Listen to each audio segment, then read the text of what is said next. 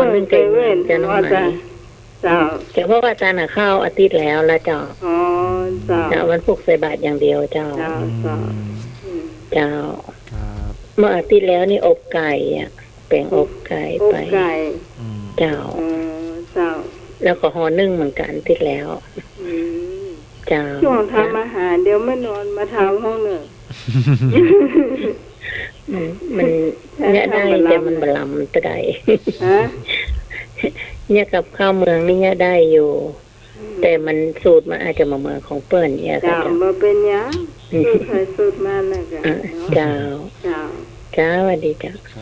เราต้องขอบคุณทางดอยสะเก็ดและเจ้าทางสันพุเลย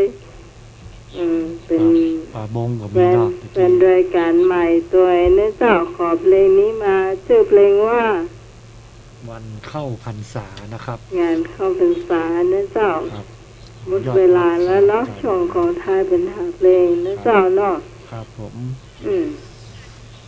ฟังเพลงมาประมาณชั่วโมงปลายเนี่ยเจ้าชั่วโมงเกินแล้วเนาะคุณผู้ฟังช่วงต่อไปเราจะมาฟังข่าวประชาสัมพันธ์กันเล็กน้อยเนี่ยเจ้าคุณผู้ฟังช่วงประชาสัมพันธ์จากพระอาจารย์สมัครนะครับผม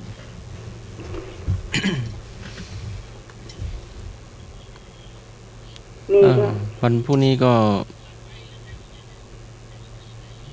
มีบิณฑบาตที่ถนนวัฒนธรรมแล้วก็มหาวิทยาลัยเชียงใหม่ก็จะมาถวายเทียนตัวเนาะกี่โมงก็ประมาณ8 โมงแล้วก็ตักบาตร6 โมงตักบาตร6 โมงประมาณ6 โมงนะครับแล้วก็มหาวิทยาลัยเชียงใหม่จะเข้ามาถวายเทียนพรรษานะครับประมาณ8 โมงนะครับใครมีจิตศรัทธาก็มาร่วมทำบุญด้วยกันได้นะครับ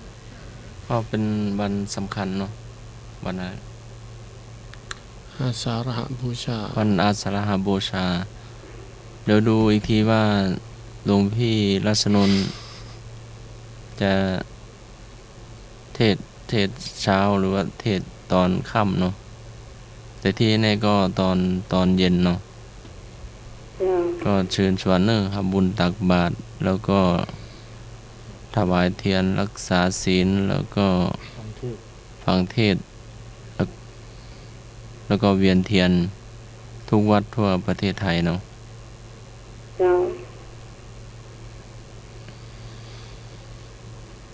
ก็ใส่แมสตัวเนาะใส่เจลล้างมือห่างใส่แมสห่างกันตัวเนาะคืออะไรปฏิบัติตามแมสก็คือหน้ากากอนามัยตามแนวทางปฏิบัติของประกาศของกองควบคุมโรคสาธารณสุขนะก็คือว่าเว้นระยะห่างก็ใส่แมสจะได้เอาเจลมาตั้งสวัสดีครับ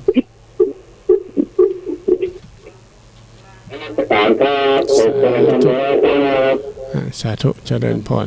สวัสดีครับมาถึงเข้าวัดป่าแล้วเนาะเขาต้องเข้าวัดเข้าวาเลยเนาะเข้าวัดเข้าวาถ้าไปทำบุญทำทานอย่างเนาะนมัสการสาธุเจริญพรมากครับผมไม่รู้จ้าสำหรับน้องใหม่ก็จะมีวันที่12นี่เจ้าที่จะมาตาม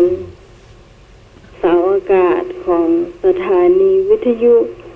คลื่น104ของเฮาในเจ้าโดยพระครูอภิวัฒนวิกรมในเจ้า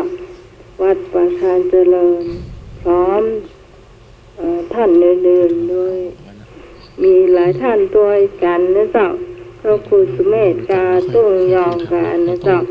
จะมาด้วยเนาะที่จะมาตามด้วยกันสถานาบุญทั้งหลายที่ฟังคลื่นนี้ก็ขอเชิญนะเจ้าเชิญชวนทุกคนที่ได้ยินเสียงนี้ประชาสัมพันธ์ไปหรือว่าถ้าพระครูเชิญชวนไปก็ขอเชิญนะเจ้าคงจะมีนักอยู่ ที่จะมากันนะเจ้าเจ้าเตียงใหม่โฮมาเนี่ยผู้มีนักนะเจ้าสำหรับคนที่ห่วมบุญมาแล้วนะเจ้ามาตามท่านสมัครก็มีท่านหนึ่งมีแม่สีนวลนามสกุลอย่างเจ้าท่านสมัครจำได้ก่อน จำแต่หน้าได้ บัดจ่ายชื่อเปิ้นแม่สีนวลนามสกุลอย่าง จำซอยเข้าบ้านได้ จำซอยเข้า เอ บ้าน อนั่นเตอะ จำนามสกุลไม่ได้จำซอยได้ แต่น้องจำชื่อเปิ้นได้ว่าชื่อแม่สีนวลอยู่แถวใกล้ๆวัดสวนดอกเจ้าพอมา200 บาทเด้อเจ้า เจ้าอยู่ที่ ท่า ท่าน นสมัค ที่ ร สองเด้อเจ้าเป็นเจ๊หมวยแซ่นิ่มเด้อเจ้าอันนี้ก็200 บาทเด้อเจ้าแม่วันนาผลเมฆ100 บาทเด้อเจ้าแล้วมีปีตองสีปลาบงสารปีนะเจ้าในปีตองนี่นามสกุลจันตุนนะเจ้า500 บาทนะเจ้าแม่แดงดอกสะล่อมรัตนานามสกุลอะไรอย่างเนี้ยพรหมชยานะเจ้าแม่แดงรัตนาพรหมชยาอันนี้อยู่ปะคอยใต้นะเจ้าอันนี้ก็500 บาทเหมือนกันนะเจ้าแล้วก็ยังมีปลาหนุ่ยไอ้นี่ของเฮาเจ้าหอมมา 1,000 บาทนะเจ้าแล้วก็ยังมีแม่น้องไหมแล้วก็น้องไหมเจ้านี่เบาๆเต้อเพราะว่ายังมานิ่งเต้อนะเจ้าเบาๆเต้อแต่ปักค่อยฮั่นละเจ้าก็คงจะเต้นแน่ๆประเดี๋ยวนี้ก็ขึ้นไป3ละ5พี่หนานแล้วก็ท่านรัชานนท์วันที่12จะร่วมบุญตัวกับธรรมะไขเคลื่อนของเขาก็ขอเชิญนะเจ้าคนเล็กคนน้อยก็มาร่วมบุญทำบุญด้วยกันนะเจ้าเนาะก็จะมีป้ายปากกิวนะเจ้าต้องมาจะเอาต้นไปตัวคุณผู้ฟังที่ฟังเสียงนี้แล้วถ้าเจอป้ายมาร่วมบุญตัวน้ำมาจะเอาไม้เสียบไปตัวนะเจ้ามาทำบุญด้วยกันได้นะเจ้าเงินที่ได้ไม่ได้เอาไปไหนนะเจ้าเนาะก็เอาเข้าวัดไฟหินทั้งนั้นเลยนะเจ้า น่าจะรู้แล้ว ก็แหมอย่างหนึ่งก็ต้องขอบคุณพี่พรปลาเศร้าเนื้อเต่าตีจะเอาอย่างเนาะเดี๋ยวก่อนแต่ละเปามาฝากต้องขอบคุณพี่พรเลยเนาะขอบคุณล่วงหน้าเจ้า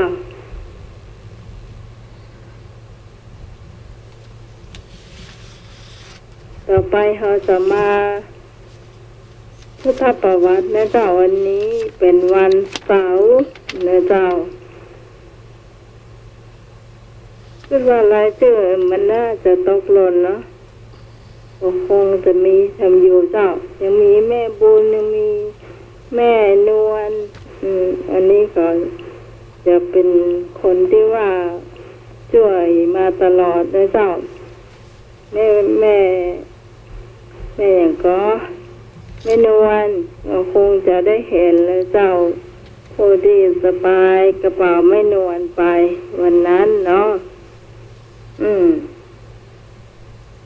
ธรรมะไขเครียดนะเจ้าเชิญเจ้าวันนี้ใครจะเป็นคนทายปัญหาเชิญเจ้าหลวงพี่รัชนนท์อาจารย์รัชนนท์นิมนต์ให้ทายปัญหาหรือว่าให้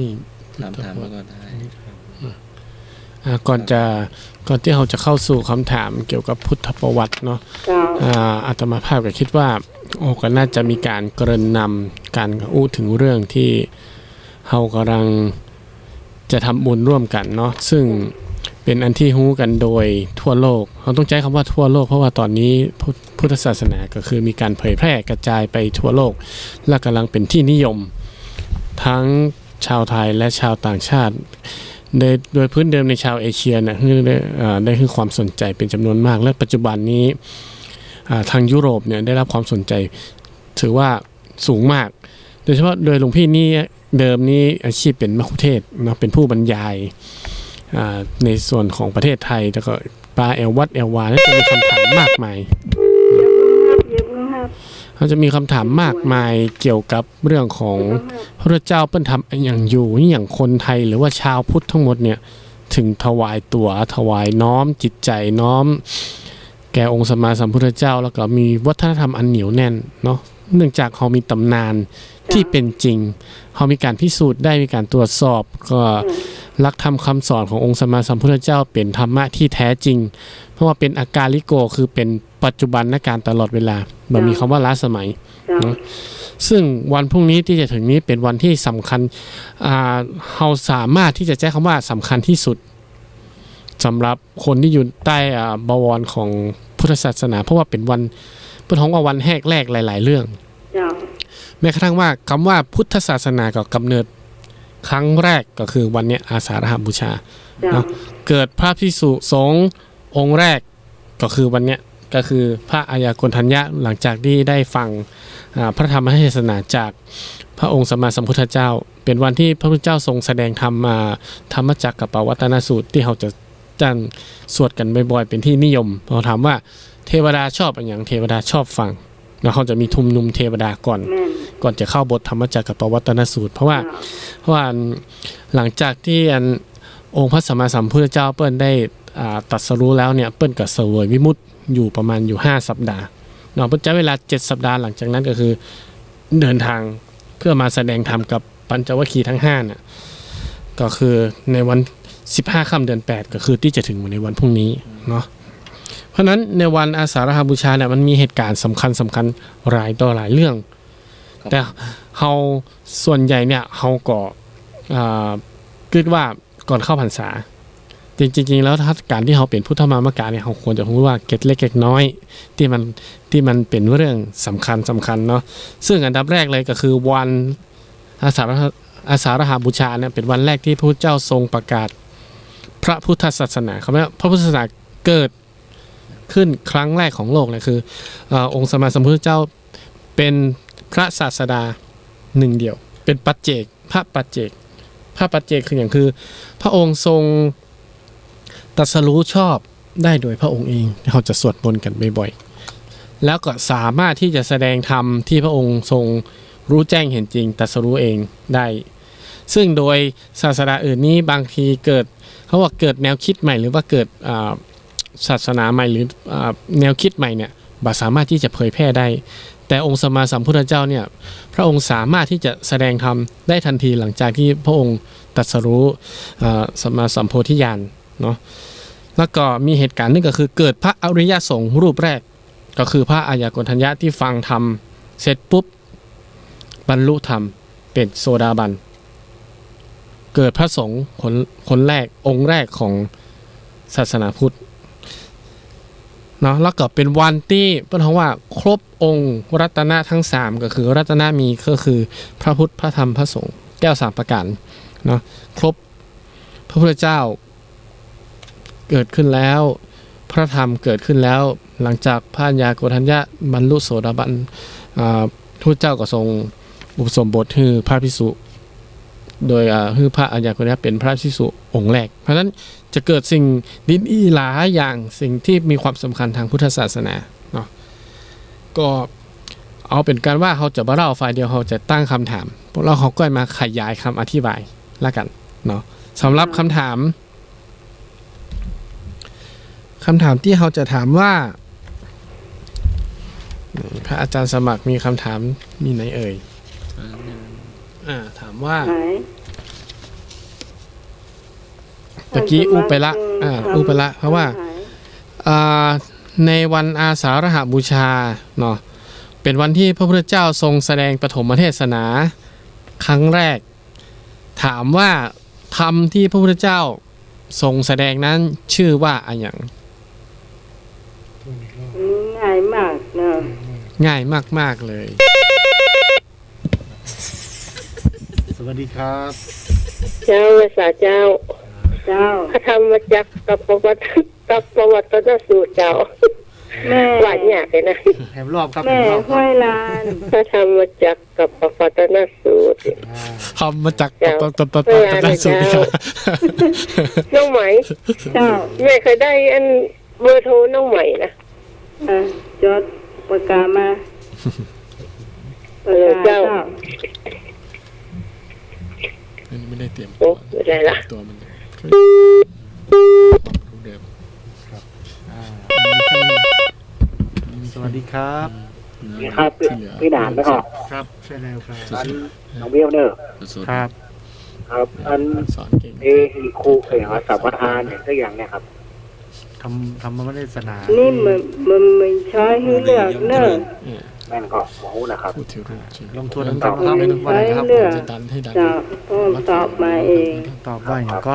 ตะกี้ว่าอย่างก็ เอหิพิขุอุปสัมปทา พิขุสัมปทานะครับมีสองคำถามสองคำตอบแล้วนะครับทำ ตอบบ่เหมือนกันเนอะ สูตรกับเอหิปฏิขุสัมปทา นี่น้องเบี้ยว พี่ครู เอหิพิขุ ที่แม่ห้วยลาน มีใครมี แม่บุญ ช้อ ศ ย รี อื่น ห้วย ยัง ลา ก็ น นะครับมี เจ้า ใครมี เดี๋ ช้ ย อ วย อื่ จะ นยัง บอ ก็ กได้เจ้าแม่ห้วยลานเตรียมประกาศไว้ มีใครตอบข้ออื่นยังก็ครับมีตอบ มาโทรเข้ามาเลยเจ้า053-226-058เจ้า ถือว่าง่ายมากนะเจ้าข้อนี้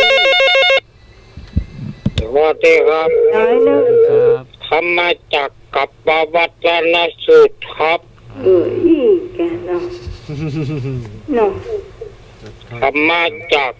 กับประวัตินสูตร เจ้า ครับ ครับ ทำมาจากกับปะวัตน ธรรมจักรกับสวัสดีครับ เจ้า จะไม่นวล จะทำมาจากไหนเจ้า ธรรมจักร เจ้า จบอ่ะไม่นวลไม่นวลจบ มันลิ้นมันพันก่อน มันพันกันก็จะได้ล้อ ทำมาจากมาได้เกินเดียวนะ จะ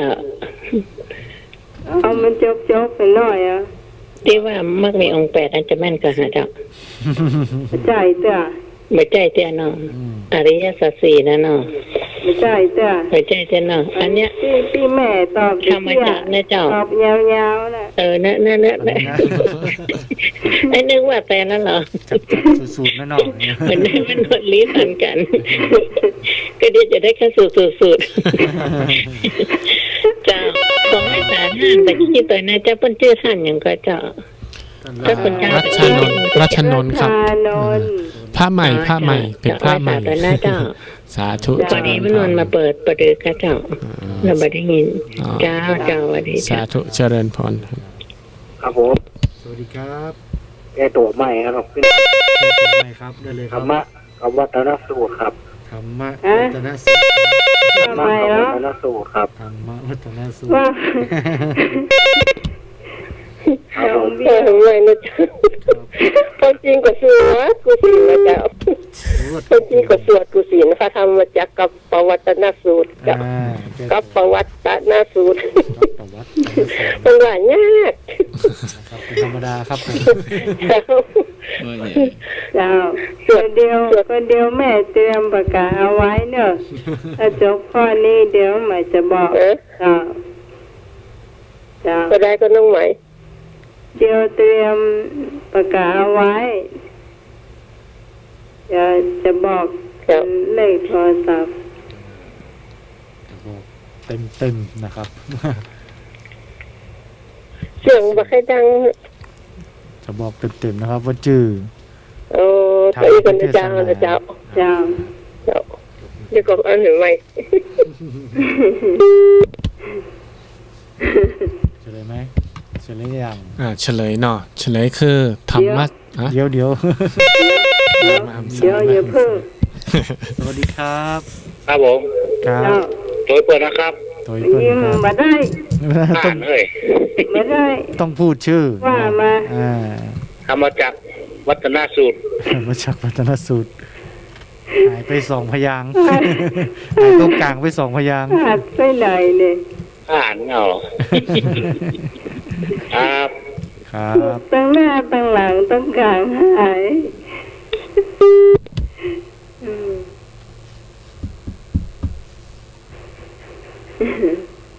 ที่เขาสวดเป็นประจำนะจ๊ะมาแหมเรื่องสาย สวัสดีครับ เจ้า เจ้า ครับ เป็นทำครั้งแรกเป็นชื่อธรรมจักรปวัตนสูตรเจ้า จาพิพรปาเศร้า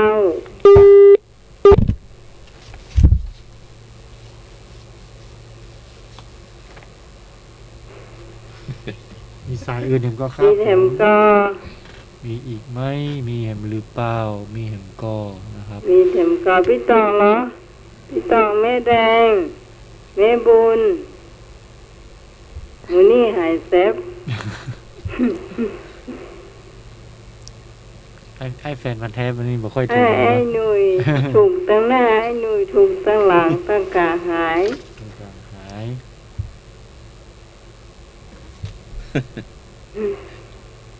เดี๋ยวเราใหม่ตอบห้องเนาะทำมาจากกับวัตนสูตรนะเจ้า สาธุถูกต้อง อธิบายหน่อย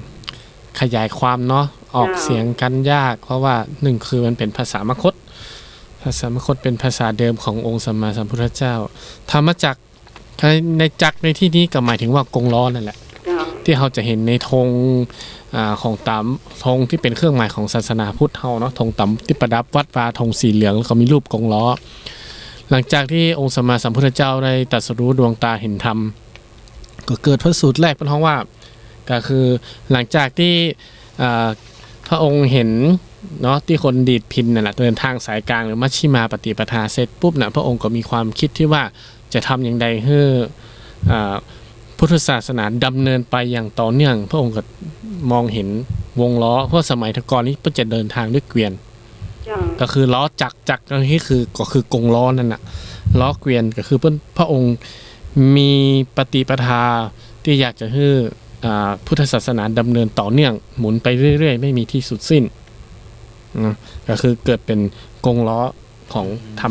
รมะจักรกับปวัตนสูตร ซึ่งหัวใจรักตะกี้ได้ยินเสียงของโยมแม่คนหนึ่งเนาะแวบๆว่ามักแปดจริงๆแล้วก็ไม่ได้ผิดนะก็ถือว่าถูกเพราะว่าหัวใจหลักของธรรมจักรกับปวัตนสูตรก็คือทางสายกลางนั่นแหละก็คือมักมีองค์แป มั ด กมีองค์แปด นั่นก็คือมักมีองค์แปดก็คือ คิดชอบพูดชอบทำชอบเลี้ยงชีพ พยายามระลึกชอบตั้งมั่นชอบแล้วก็เข้าใจชอบ นั่นก็คือ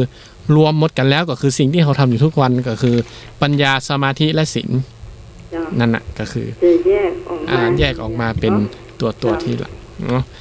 โอ้ดีใจเนาะโยมตอบถูกกันเยอะ แต่จริง ๆ แล้วก็คืออาจจะออกเสียงยากนิดนึง แต่ถ้าได้สวดมนต์บ่อยๆ ก็จะออกเสียงง่าย ถ้าสวดมนต์บ่อยๆก็จะสวดได้เนาะแล้วก็เขาก็จะรู้ว่าคำว่ามักมีองค์แปดอยู่ตรงไหนเจ้าจะแยกออกมา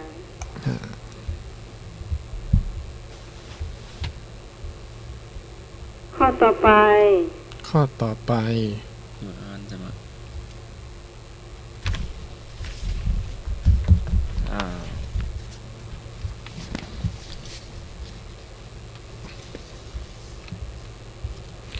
ข้อต่อไปถามว่า พิธีเข้าพรรษามีความหมายและกำหนดการอย่างไร ตอบเองครับเท่าที่ได้ ลองนึกลำดับความสำคัญว่าประเพณีที่เราทำกันต่อมาเนี่ยเข้าพรรษาเนี่ยเปิ้นย่าอันอย่างพ่องเปิ้นมีประเพณีอันอย่างพ่องแล้วก็หมายความว่าอะไร ตอบเองนะอันไหนก็ตอบได้เนาะย้ำคำถามเนาะ คร่าวๆกัน ย้อนคำถามเนาะทวนคำถามนะครับ พิธีเข้าพรรษามีความหมายและกำหนดการอย่างไร ตอบมาได้เลยจำพรรษา5 เดือน 2 เดือน เดือนเดียว สมมติว่าเอา 3 เดือนก็ ศี มา ลอุโบสถศีลอีกกี่เดือน ลองคิดเองตอบเองได้ไหมว่าให้เลือกตอบมา มันเดือนละเพราะว่าเขาจะ เลือก ต้อง ตอบ ผ่าน มาก ระบ ได้ วน เล การ ย สวัสดีครับ แล้วเราขยายความให้เขา พอตอบแค่พอ สวัสดีเจ้า คิดเอง เจ้ามีการถวายผ้าอาบน้ำฝนเด้อเจ้า เขาคิดเอง ไม่ใช่แล้ว หรอ นี่เขาตอบเองได้เขาเจอเขาได้มา ตั้งแรกกับเจ้า เจ้า การ ถวายผ้าอาบน้ำฝนเจ้า เจ้า ถวายเทียนเข้าพรรษาครับ โอ้ยบ่าวไม่อ่อน ครับถวายเทียนเข้าพรรษาละคือคนถือศีล ถวาย ถือศีล ทันเทียน ทำบุญ ด้วย ตลอดพรรษาครับ3 เดือนครับ เจ้า เพราะว่าเราจะได้ทำบุญทั้ง3 เดือนก็คือ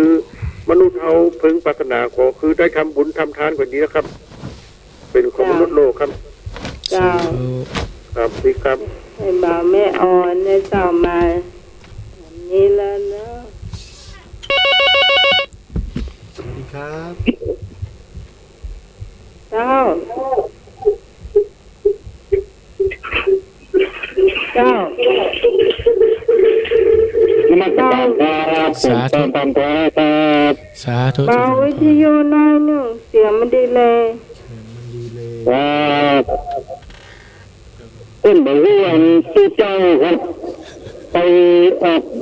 ไปอยู่ข้างแรมที่อื่นครับนะตรวจนิดเงื่อนในนาต้นครับนะครับนมัสการครับ สาธุเจริญพร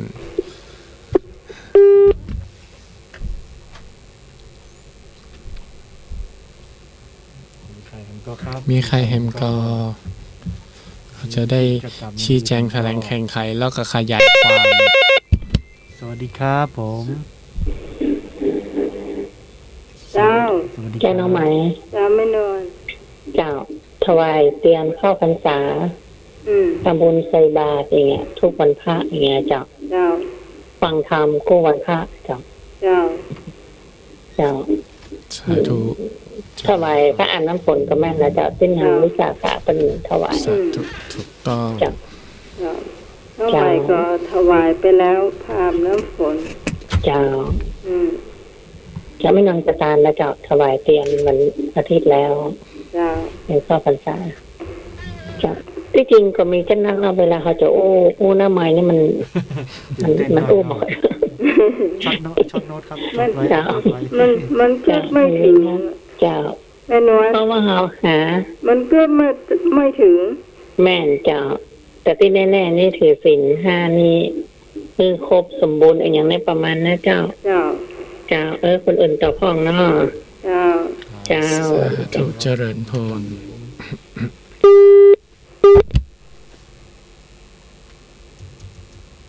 มีใครกันก็มีเหตุการณ์ที่แตกต่างจากเพื่อนไปก็ มีแถมกระเจ้า มีเปิ้นแง่อย่างกันเพิ่มเติมจากที่ได้กล่าวมาพร้อมก็ มาแถมหนึ่งสาย สายครับสวัสดีครับผม เจ้า เจ้า ในสมัยพุทธกาลนะเจ้า เจ้า ถ้าพระสงฆ์จะเดินทุดงเดิน ไปพระพุทธเจ้าให้พระสงฆ์จำพรรษา3 เดือนนะเป็นเวลา3 เดือนนะเจ้า แล้วก็อุบาสกอุบาสิกาก็จะไปทำบุญเจ้า คือถวายเทียนและผ้าอาบน้ำฝนเจ้า เจ้า บางคนก็ถือศีล5และศีล8พรุ่งนี้น้องไหม เจ้า พรุ่งนี้ของด1 วันนะเจ้า ถือศีล8เป็นการเจ้า เจ้า เจ้าพี่คอนเจ้า เจ้า สาธุเจริญพร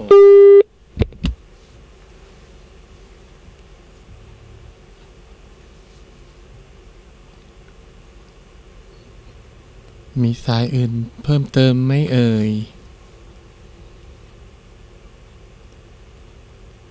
น้องท่านอธิบายเหมือนจ้า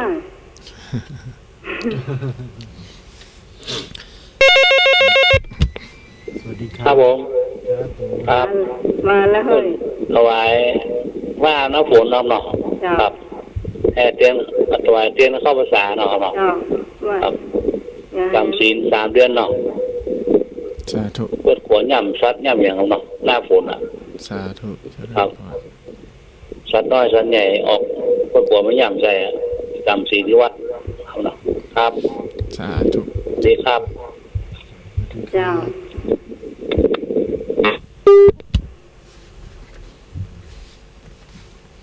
มีแถมกอคุณผู้ฟังที่ตอบข้อนี้เจ้า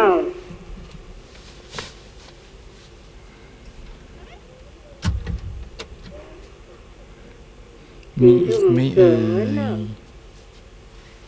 เวยขนาดเวลา เวลาไวมากนะครับ10 โมงเกิงละ จะได้เฉลยเจ้า พี่รัชนนท์ ก็ที่โยมโทรเข้ามาเนาะคำตอบนั้นถูกทั้งหมด แต่ทีนี้มันก็จะมีลำดับเหตุการณ์ว่ามันมีเหตุผล การที่ศาสนาพุทธของเขาเวลาเขาจะทำอย่างแต่ละอย่างเนี่ยเขาล้วนแต่มีเหตุผลสาเหตุที่ทำเนาะก็คือพาหลักของพุทธศาสนาที่ธรรมะอันลึกซึ้งขององค์สมมาสัมพุทธเจ้าเรียกว่าปฏิจจสมุปบาทที่ของฮู้จักกันดีก็คือว่าเพราะสิ่งนี้จึงเกิดสิ่งนี้เนาะวันเข้าพรรษาทำไมถึงมีเทศกาลเข้าพรรษาเป็นลำดับแรกเลยก็คือเกิดจากต้องย้อนไปตีความก่อนว่าเขาว่าเข้าพรรษาเนี่ยแปลว่าพักฝนพักฝนในที่นี้กับหมายถึงว่าเกิดเหตุการณ์ในช่วงที่หน้าฝนเนี่ยก็คือเป็นช่วงฤดูของการทำนาก่อนการเก็บเกี่ยวเนี่ยก็มีพระภิกษุสงฆ์ออกโปรดญาติโยมก็คือออกบิณฑบาตเนี่ยก็ไปเหยียบย่ำเม็ดข้าวก็ตกตามปื้นพ่องจมหายพ่องเม็ดข้าวล้มชาวบ้านก็เลยได้ไปนำเรื่องนี้ไปทูลขององค์สมมาสัมพุทธเจ้าเพราะฉะนั้นก็คือสร้างความเสียหายให้แก่ผู้ให้ทานภิกษุแปลว่าผู้ขอแต่ว่าภิกษุผู้ขอไปทำความเสียหายให้กับพื้นนาเนาะเพราะฉะนั้นคือในสมัยก่อนอาชีพมันก็มีไปเยอะส่วนใหญ่จะเป็นเรื่องของกสิกรรมและปศุสัตว์เนาะก็คือสัตว์เล็กสัตว์น้อยที่อยู่ตามท้องทุ่งท้องนาพระภิกษุทั้งหลายก็คือสาวกขององค์สมมาสัมพุทธเจ้าเนี่ยก็คือไปเหยียบต้นข้าวก็เลยพระเจ้าเลยว่าถ้าเอาอย่างนี้เราก็พักฝนโดยเอาฤดูฝนเป็นหมายมั่นก็คือพักการออกจากนอกเขตอารามค้างแรมนะก็เลยคือพระภิกษุอยู่ในพรรษาเนี่ย3 เดือนนับเอาเป็นหน้าฝนเสร็จปุ๊บพอหลังจากที่พระอยู่กัน3 เดือนน่ะก็เกิดจะขึ้นย่าอย่างใดอยู่อย่างใดอยู่กันอย่างใดก็เลยเกิดการว่าให้พระสงฆ์เป็นพระธรรมวินัยเรียนรู้เสร็จปุ๊บสมัยก่อนบ่มีไฟฟ้าก็จึงเกิดว่าเจ้าบ้านก็เลยเอาขี้ผึ้งคือตะกอนนี่มันจะเป็นพระทีปก่อนก็จะมีเทียนจะเป็นพระทีปเพราะก่อนที่มีคำว่าพุทธศาสนาพุทธเจ้าเพิ่นเป็นอันฮินดูมาก่อนเนาะเพิ่นก็จะมีการถวายพางประทีปก่อนนะพางประทีปนี่มีมาเมินละเวลาเพิ่นบูชาพระแม่รัศมีบูชาองค์เทพอย่างต่างๆเตียนเป็นรุ่นของพ่อขององค์สมมาสัมพุทธเจ้าเนาะเพิ่นจะถวายพางประทีปก่อนเพิ่นจะจุดเทียนคือให้นำแสงสว่างแต่คือเทียนพรรษานี่มายุคหลังละเป็นยุคเกือบจะเป็นกึ่งของสมัยอันองค์สมมาสัมพุทธเจ้าที่ท่านทรงมีพระชนชีพอยู่เนาะก็คือถวายเตียนเพื่อให้พระภิกษุสงฆ์สามเณรเอาไว้อ่านหนังสืออ่านพระธรรมวินัยทีนี้มีการถวายผ้าอาบน้ำฝนพระอาจารย์สมัครทำไมถึงมีการถวายผ้าอาบน้ำฝนก็เพราะว่ามีอยู่วันหนึ่งนางวิสาขาเนี่ยก็จะไปถวายเทียนนะในวัดนั่นแหละก็ไปเห็นพระเนี่ยแก้ผ้าเล่นน้ำฝนชีเปลือยเพราะว่าในสมัยอดีตเนี่ยจีวรเนี่ยผ้าเป็นสินค้าที่แพงมากเนาะจีวรที่เขานึ่งห่มปัจจุบันเนี่ยมันได้สำเร็จรูปจะอีคือแต่ก่อนเนี่ยจะต้องเย็บเองจากผ้ามัดศพนั่นแหละผ้าห่อศพก็ไปย้อมสีเองย้อมฝาดเองเป็นผ้าฝ้ายหรือผ้าห่อศพเมื่อก่อนมันจะเป็นผ้าปานผ้าฝ้ายปาน ผ้าขาวผ้าสีขาวช้ำเลือดช้ำหนองนั่นแหละพึงนิวรณ์เนาะเพื่อก็มาย้อมฝาดด้วยแก่นไม้แก่นขนุนก็คือย้อมเป็นสีฝาดมันไม่ได้เป็นผ้าเหลืองอย่างสมัยนี้เนาะก็คือสีตามอัตภาพที่ย้อม เราไปซื้อเข็มการลวง ก็คือ เมื่อก่อนไม่มีการรวมครับท่าน เสร็จปุ๊บเนี่ยพอนางวิสาขาเห็นเนี่ยเห็นก็เกิดการเวทนาว่าพระสงฆ์องค์ข้าเจ้าอย่างมาเปื่อยกายเล่นน้ำฝนเพราะว่าสมัยก่อนเนี่ยคำว่าสบงก็ยังบ่มีเด้อก็คือมีแค่ผ้าจีวรที่นุ่งห่มนางวิสาขาก็เลยเสนอต่อองค์สมมาสัมพุทธเจ้าว่าขอเป็นคนแรกที่จะถวายผ้านุ่งสำหรับพระสงฆ์น้ำพระเจ้าเห็นดีเห็นชอบเพราะต้องการความแตกต่างจากชีเปลือยอื่นเนาะยังมีผู้บำเพ็ญตนอื่นที่ว่าเป็นเปลือยกายเพราะในยุคนั้นยังมีอยู่ก็เลยนางวิสาขาก็เลยได้รับการยกย่องว่าเป็นผู้ถวายผ้าอาบน้ำฝนคนแรกก็เลยทำกันเป็นประเพณีต่อสืบต่อมาจน 2,500 กว่าปีเนี่ยตั้งแต่นั้นมาเนาะหลังพุทธกาลก็คือมีประเพณีสืบต่อมาเรื่อยๆหลังจากที่ประกาศพุทธศาสนาไปเป็นประวัติศาสตร์จะตอบได้ยังถ้าโยมใดท่านใดมีข้อสงสัยก็โทรมาขยายความหรือว่ามาเพิ่มเติมได้ด้วยความยินดีทุ่ม35นั่นเจ้า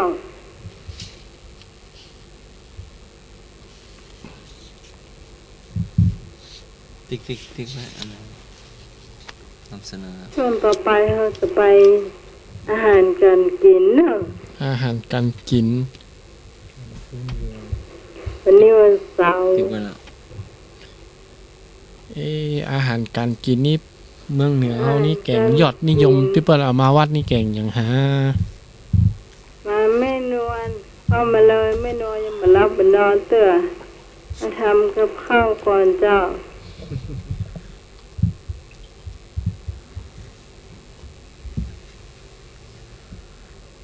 นี่ก็คุณผู้ฟังอย่าเพิ่งรับนะเจ้าเดี๋ยวท่านรัชานนท์เพิ่นมีเจี้ยกับพี่นานสมเกียรตินะเจ้ามีเจี้ยจะเล่าวันนี้ถ้าจะมีเรื่องเด็ด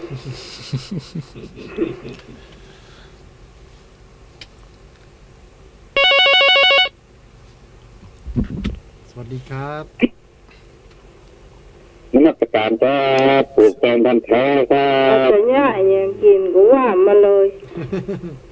อาหารยอดนิยมของเมืองเหนือนี่คือลาบครับลาบดิบเนี่ยครับเหมาะขนาดเลยครับอธิบายมาเลยง่ายครับดีครับลูกครับนมัสการครับสาธุบอกวิธีแปลงแล้วนี่บอกสูตรลับก็พ่อบอกสูตรกันแล้วบอกวิธีทำสูตรลับแต่ละที่นี่ก็บ่เหมือนกันนะลาบนี่นะพี่พรแล้วจ้าพี่พรข้าวก็มีเป็นทำอย่างกินก็อะไรกินนี่ไม่นวลสวัสดีครับเจ้าน้องไหมไม่นวลจะไม่นวลเนี่ยกินมาขั้นลำหน่อยเป็นยังเอาลาบปลาสร้อยบ่อน้องไหมเจ้าตรงนี้เขามาขายปลาสร้อยปลาน้ำปิงอะจ้ะจ้ะวันก่อนนี้เอาลาบดำลาบข้าวคั่วเนาะวันนี้เอาลาบเหมือนคล้ายๆเขาลาบหมูลาบอย่างเงี้ยเนาะจ้ะข้าวเทาะเกล็ดมันก่อนนะจ๊ะน้องไหมเทาะเกล็ดปลาสร้อยให้นะแล้วก็เอาไส้เอาอย่างมันออกแล้วเอาปาดชิ้นมันออกมาสองข้างนั่นแหละจ้ะแล้วเอาส่วนหัวมันส่วนข้างอย่างมันนะเอาไปต้มมาจ้ะเอาไปต้มแล้วก็เอาใส่ตะไคร้ใส่นะจ้ะปรุงรสเห็นหน่อยใส่เกลือเห็นหน่อยอย่างไรจ้ะจ้ะแล้วเกล็ดมันนี่เขาก็เอาไปทอดเอาไปทอดนะจ๊ะแล้วก็ เอาเครื่องในหมูเอาแบบเอาไส้หมูเอาหนังหมูอย่างมาทอดเลยก็ได้น้องไหมซอยเอามาถึงเอามาล้างแล้วก็ซอยเป็นอันน้อยๆนะเจ้าแล้วก็เอามาทอดให้มันหมกเหลืองๆหมดกรอบๆนี่นะเอามาทอดกรอบอีเนาะเจ้าแล้วก็เอามาตากออกให้มันเย็นให้มันจะเด็นน้ำมันออกก่อนเนาะเจ้าแล้วก็ปาดที่ห่อปาดสองข้างมาให้หนามันนักมาก็ถ้ามันมีนาคมันก็ได้นาคเนาะจะมาเอาคนอุ้ยจ้ามาเนี่ยกินเนี่ยเนาะเยอะจะเจ้ากับเที่ยงคืนว่าหมูเอาไปล้างเอาล้างน้ำส้มก่อนนะเจ้าน้ำส้มใส่ชูนะเจ้า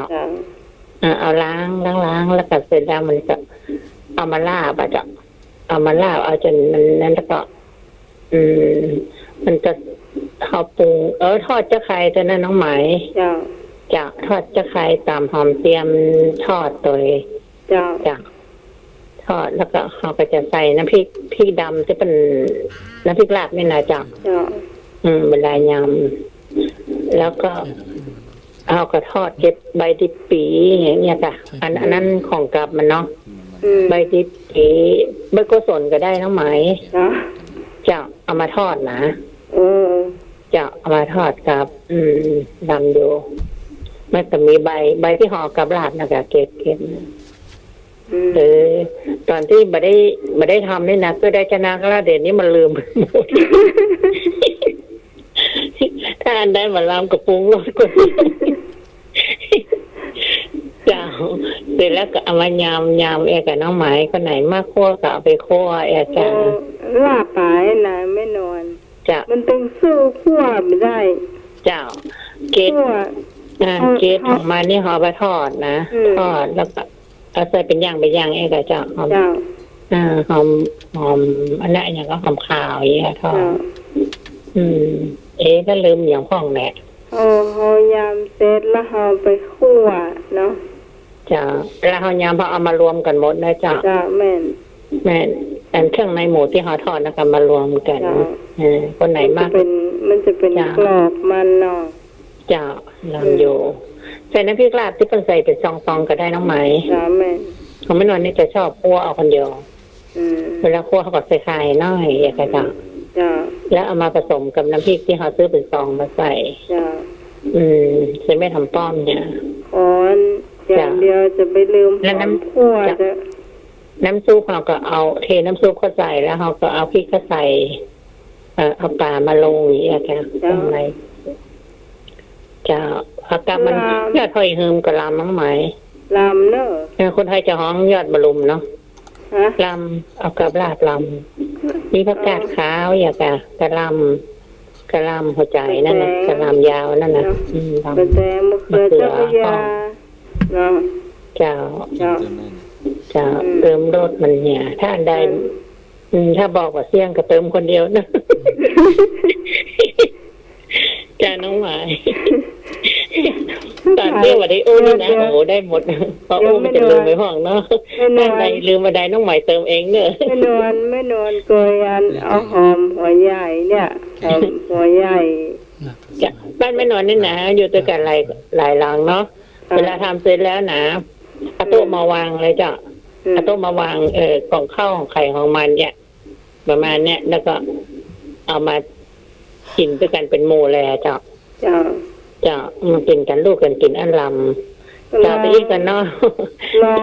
ยังไม่นอนลูกแบบเที่ยงคืนพอดีเนอะสมาเตอร์เนอร์คนที่วันเราฟังนะจะไปอีกกันนะน้องไม้ขอบคุณเจ้าสูตรลาบผู้ฟังที่ก็เคยกินหอมหัวใหญ่กับลาบนะเจ้าลองดูนะเจ้าลำเอามาผ่าหอมเหลืองนะเจ้าบนหอมเหลืองใหญ่ๆเนี่ยสวัสดีครับไอ้นึกผมเคยกลับครับหอมหัวใหญ่มันหวานดีมันหวานเนาะครับมันบะคิวตัวมันบะคิวโอ้น้องใหม่เคยกินครับลาบปลาเนี่ยโอ้โหเหมาะลาบปลาไม่นวลค ขาดใบบกคูดทอดเด้อ นึกทอดคนเดียวเด้อเสร็จแล้วเขาก็แบ่งเนาะคนถ้วยเนาะข้าวนึ่งคนฮ้อนแบ่งให้ท่านสบายหน่อยเจ้า เข้ากรรมก่อนสวัสดีครับ เจ้าอะไรเจ้า เจ้าน้องไหมแม่นแล้วเหรอ ฮะ ใบบะคูดเลยเจ้า เอาทอดเสร็จแล้วนะ เขาเอาใส่ถุงแล้วมัดไว้ก่อน ตัวอย่างนี้ที่เขาทอดนี่นะเจ้าก็มามันจะยมเจ้าเวลาเขาจะกินเขาก็ค่อยเอามาตีแต่อย่างบะลิดไม้ละเจ้าบะลิดไม้ทอด บะลิดไม้ก็ลำเนอะ จ้าย อดประกอบนะครับยอดประกอบนี่ก็ เจ้าย อดประกอบนี่ก็ ยอดอย่างก็เจ้าย อดประกอบนี่ก็ ยอดประกอบก็ได้จ้ะ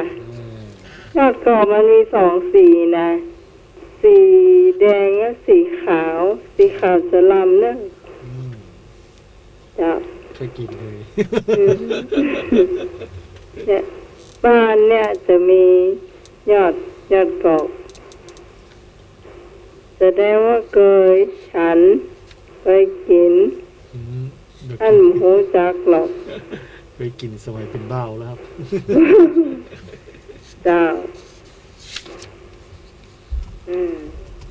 มีไข่ก็ มีเสริมกรอบคุณผู้ฟัง ก็มีอย่างละมีลาบ มีเสริมกรอบไอ้ยังมาทำกับข้าวต่อแม่นวลลาบป่าไปแล้วโหถ้าจะลำแต่ มีแกงอย่างอื่นผมก็ขนมก็ได้นะครับ ขนมเป็นอย่างขนมก็นึกว่าออกแกง แม่ห้วยลานแล้วเจ้ามีก่อ ก็ ห้วยลานก็ได้เนอะ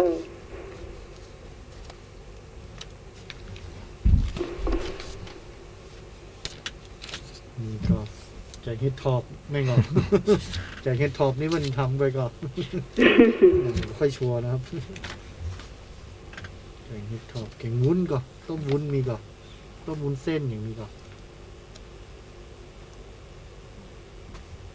ใส่ทำต่อเจ้า มีก็ เดือนเลยเนอะ มีเมนูแปลกๆอย่างก็เมนูที่เปิ้นทำกัน นี่แม่บุญหายแซ่บเจ้าคนทำกับข้าว ทำกับข้าวเตรียมกับข้าวทำบุญพรุ่งนี้ก็ แม่นวลมาแตน ขอมสัก2 เมนูได้ก่อน เจ้าได้ สัก2 เมนู3 เมนูมีก็ท่านผู้ฟังโทรมา จะ เล่าให้ เสียง ฟังหน่อย เสียงเบานะ อ๋อโทรมาเล่าให้ฟังได้ก่อนมีเมนูอย่างอื่นทำก่อน จ้ะ อยากจะรู้เพื่อจะได้ไปทำห้อง ฟังแล้วน่ากินเนาะ ฟังแล้วน่ากินเลย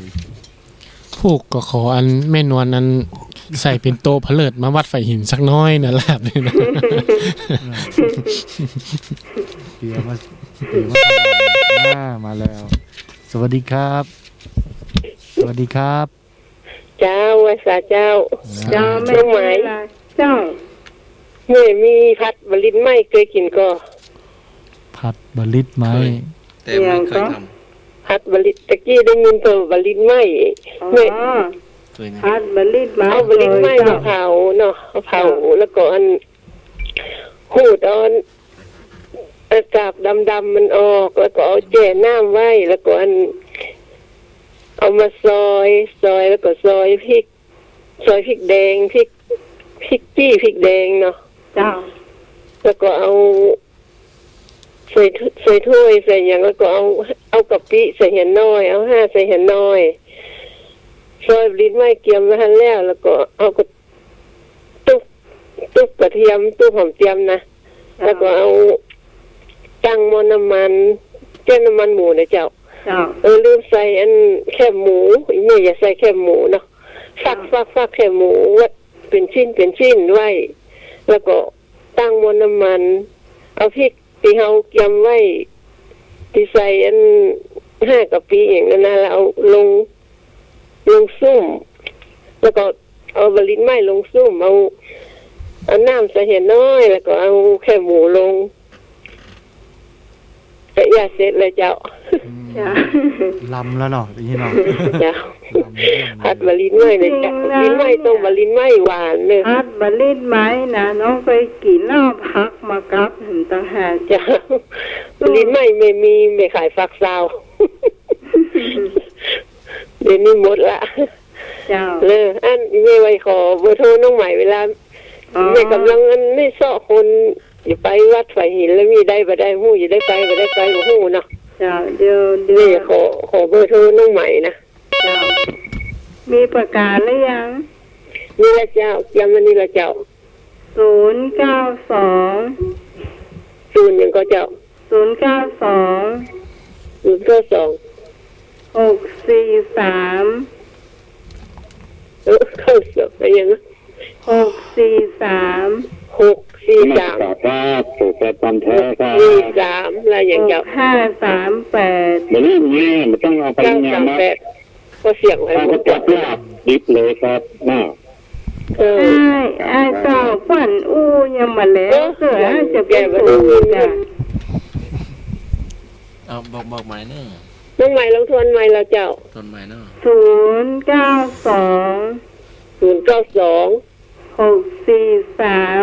643 6538 938อย่างนะ 65นะ 9385 6538 538 เจ้าว่าไหมเหรอร้องว่าไหม เจ้า092 643อย่าง แล้วก็6538 5365อย่าง ได้ยินก่อน ได้ยินชัดอ่ะ มันได้ยินชัดแม่ไปฟังตามวิทยุ ไม่ไปฟังวิทยุดูแม่ขนาดไปเปิดลำโพงแล้วเนี่ยเอาไม่เอา092 643 6538 นี่อย่าง38นี่ได้ละนะละอย่าง5น่ะ 65ครับ65 ยาว บอกเปิ้นเนี่ย 6538 ถูกละ เจ้า 6538 เจ้า นี่ว่าเอาวิทยุให้ใหม่เนอะ เจ้า เจ้าเนี่ยเนาะ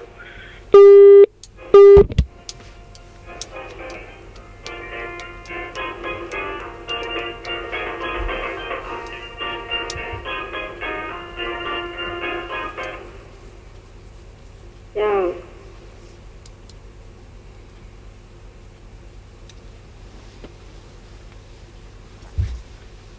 เจ้าแม่บุญศรีนะเจ้า ฟังสำหรับ1นะเจ้า หมายเลขโทรศัพท์ 092 643 6538 092 643 6538นะเจ้าผมจริงๆหมายมีหลายเบอร์นะเจ้าเพิ่มหมายเลขไปหมายเลขเดียวก็แล้วกันเนาะก็เดี๋ยวจะงง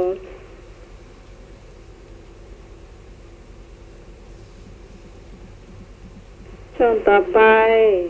เป็นเนอร์ อีกสักสายหนึ่งเนาะครับผมสวัสดีครับ เจ้าได้แล้วเนอะเจ้า อ๋อ เดือนละเนาะ ครับ ขอบคุณเจ้า เจ้า ได้เรียบร้อยแล้วเจ้า เจ้า ต้อง เจ้า เจ้า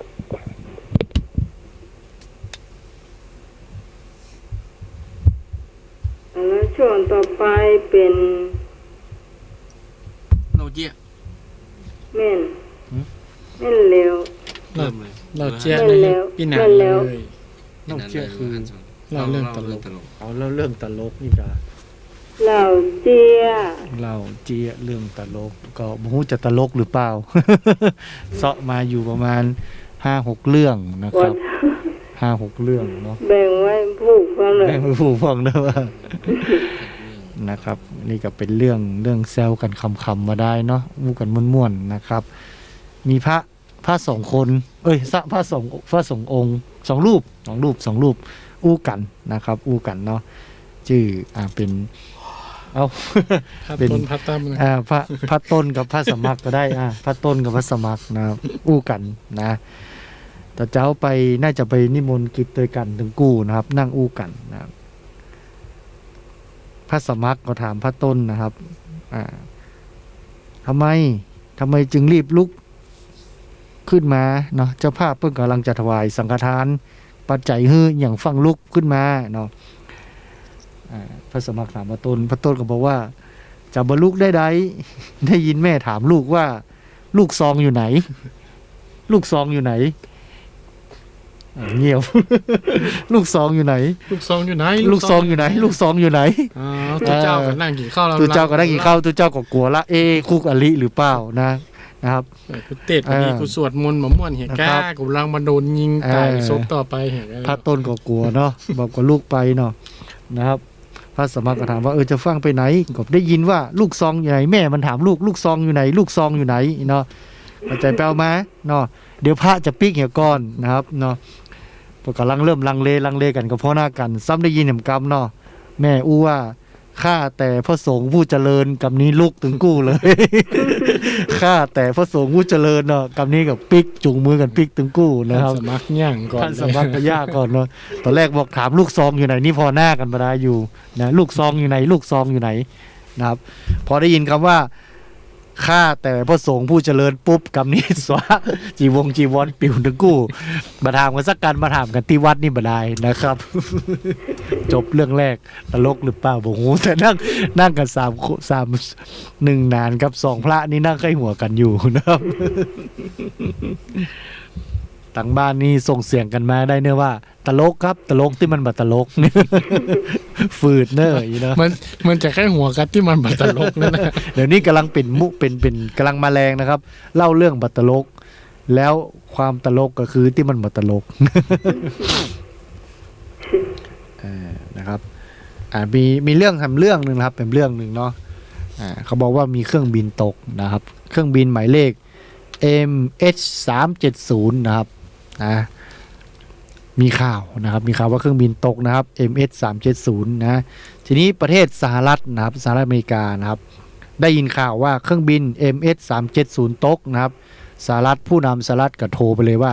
ให้ส่งเรือไปหานะครับมีคนโทรมาอาจจะแบบปล่อยอยากร่วมแจมมุกหรือเปล่านะครับสวัสดีครับผมนมัสการครับผู้แทนพันแท้ครับสวัสดีครับตลกกอมุกตะกี้ลูก2ตลกจะเป็นอย่างนี้ตลกจะเป็นอย่างก็ฟังได้อยู่ครับได้อยู่ครับม่วนๆกันไปเนาะมีกันนั่นดีเหมือนกันครับเนาะเดี๋ยวอันนั้นจะนมัสการครับขอบคุณครับผมนะครับต่อนะครับต่อมุกสะดุดไปนิดหน่อยนะครับเขาบอกว่ามีเครื่องบินตกนะครับชื่อ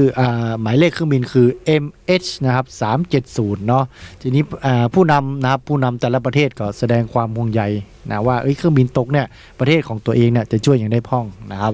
ประเทศสหรัฐอเมริกานะครับผู้นำสหรัฐนะเขาบอกว่าให้ส่งเรือไปช่วยค้นหานะครับเครื่องบินที่ตกเนาะอันนี้ของสหรัฐอเมริกาเนาะส่งเรือไปช่วยค้นหาซากนะครับทีนี้ประเทศผู้นำประเทศญี่ปุ่นนะครับก็บอกว่าไม่น้อยหน้านะครับส่งนะครับส่งเฮลิคอปเตอร์ไปช่วยนะครับค้นหานะครับผู้ที่อาจจะรอดชีวิตหรือว่าไปช่วยในเรื่องของความช่วยเหลืออย่างใดนะครับทีนี้ประเทศเวียดนามนะครับประเทศเวียดนามนะผู้นำก็บอกว่าขอให้ทุกคนนะครับช่วยกันสวดมนต์ให้ปลอดภัยนะครับช่วยกันสวดมนต์ให้ปลอดภัยนะทีนี้ประเทศไทยลองตายเลยครับตายในใจก่อนนะว่าเปิ้ลจะว่าใดนะถ้าเป็นประเทศไทยนะครับเครื่องบิน MH370 ตกนะครับนะประเทศสหรัฐส่งเรือไปช่วยนะครับญี่ปุ่นส่งฮอไปช่วยนะเวียดนามบอกช่วยกันให้สวดมนต์ทีนี้ประเทศไทยบอกว่าไงครับไทยมุงบุกไทยมุงบัดใจครับประเทศไทยบอกว่าอะไรครับ เต็ง500โต๊ด500 370ทุ่มสุดตัว มีวัด 370มาแน่ แต่งหวย ไทยนี่บัจ่วยใครตัว ไทยช่วยใครครับ เลขมา 370มาปุ๊บเต็ง500โต๊ด500ก่อน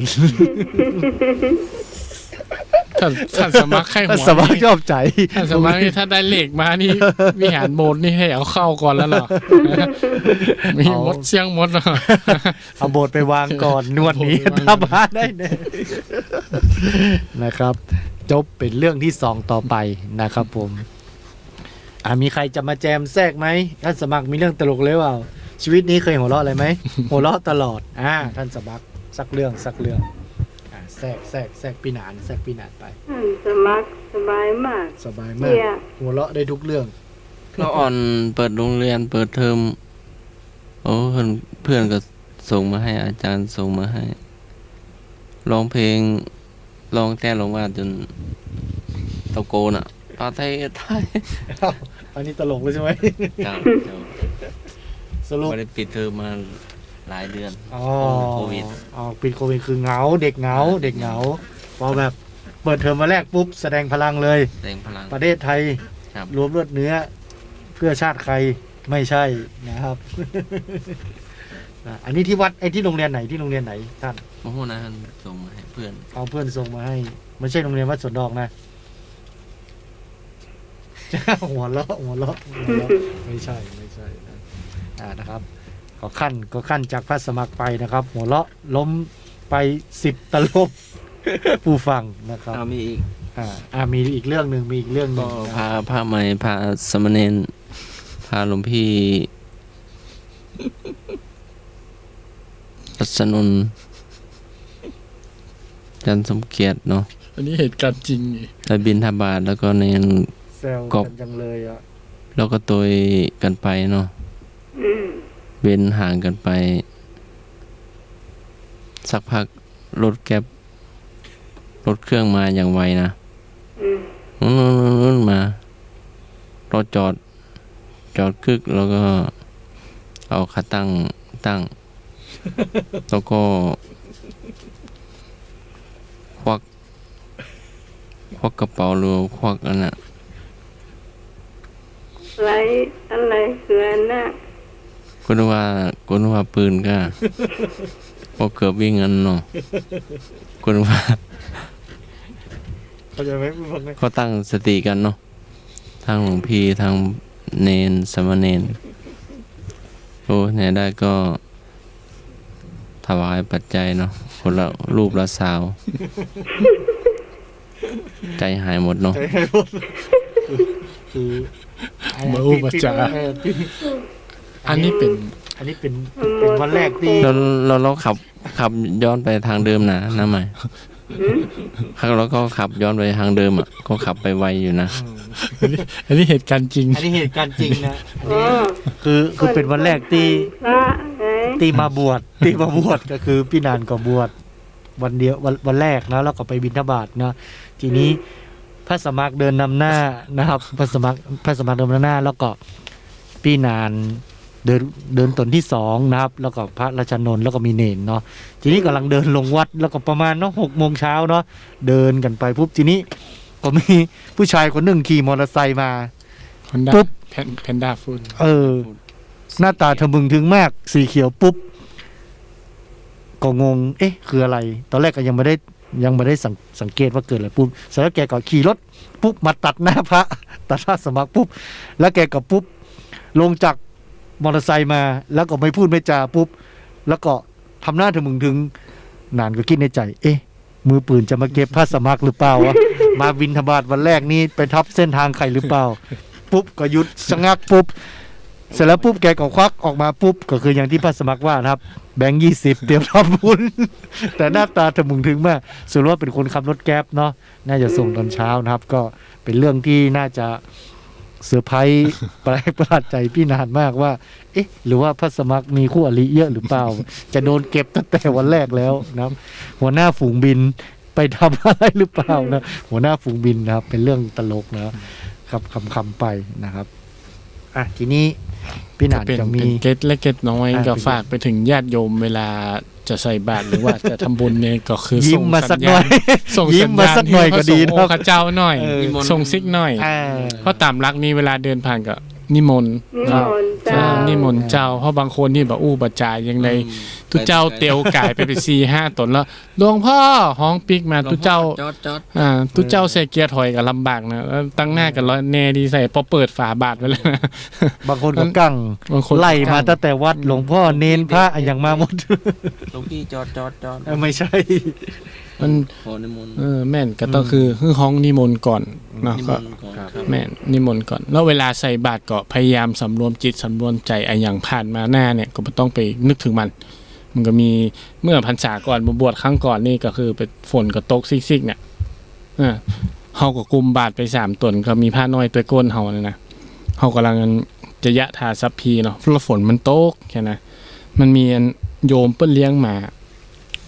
ตัวเอาหมาใส่บาตรตัวแล้วเฮาเสียกับข้าวตกตามหนทางอะเนาะ ต้องทับเกิด เฮาเสียกับข้าวตกตามหนทางเสร็จปุ๊บไอ้หมามันก็กินกับข้าวเนาะไอ้โยมกำลังใส่บาตรอะโยมใส่บาตรนั้นโยมเอาทัพพีน่ะโกกหัวหมากองด่ามาพร้อมอ่ะไอ้แห่วันเนี่ยฝนตกก็ยังออกมาสว่าหากินอยู่ทุกเจ้าก็หมดเลยกันโอ้ฝนก็ตกเฮาก็ออกมาซ้อกินเหมือนกันแล้วนี่หมูบรรดาเฮาก็ว่าด่าหมาเฮาก็บ่ฮู้นะว่าทุกเจ้านี่เตียวอย่างซ้อยะถาสัพพีนี่เอาสักอย่างมาสวะ สวะก่อนว่าโอ้เพื่อนตั้งจิตตั้งใจเนาะอันสมาทานศีลตัวทุเจ้าก็ยังดีหรือว่าฟังกรรมยถาสัพพีแบบนี้โอ้ต้องเล่นเอาปากใส่หัวหมาคำนั้นบ่มีแล้วทุเจ้าใจหายเหมือนกันเนาะ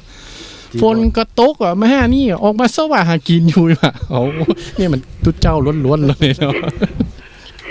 อันนี้เหตุการณ์จริงเหมือนกัน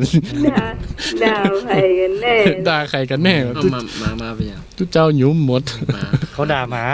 แต่แบบพระออกมาเดินด้วย แล้วหมากลางโลกเหรอ ไม่ใช่ ถ้าหมากลางโลกน้ำพระแล้วไม่ใช่ หมามันกินข้าวที่ตกพื้น เอา เมาร ทั ว บ ม พีไปโขกหัวหมา รู้จักครับปี แล้วก็ ไหม ด่าหมาว่าฝนตกยังออกมาหากินอยู่ ก็พระกับฝนก็ตกพระออกมาบิณฑบาตไง เจ้าของหมาหรือว่าอะไรหมาของคนอื่นหรือว่าหมา หมาเขานั่นแหละ เขาด่าหมา พระก็เลยงงแล้วสรุปเขาด่าหมาหรือว่าด่าพระนี่มัน อืม มาในรูปการเดียวกัน อืม นี่เหตุการณ์จริง สวัสดีครับ สวัสดีครับ เจ้า ครับ เจ้าน้องไหม เอาแม่ ไม่นอนอดมาได้ก็เลยเข้าดูในเฟซอะเจ้าจะนึกถึงวันก่อน วันติดไปการหาเข้าอ่ะ มันติดแล้วเนี่ยลูกพ่อแกก็ถามแล้วซ่องไม่ไหนซ่องไม่ไหน ดีภาพเป็นเหมือนลูกหล่น แล้วก็ลูกซองมีไหนนะ ซองไหนลูกซอง ซ่องไม่ไหนลูกซ่องไม่ไหนอีกอ่ะ ลูกซองมีไหน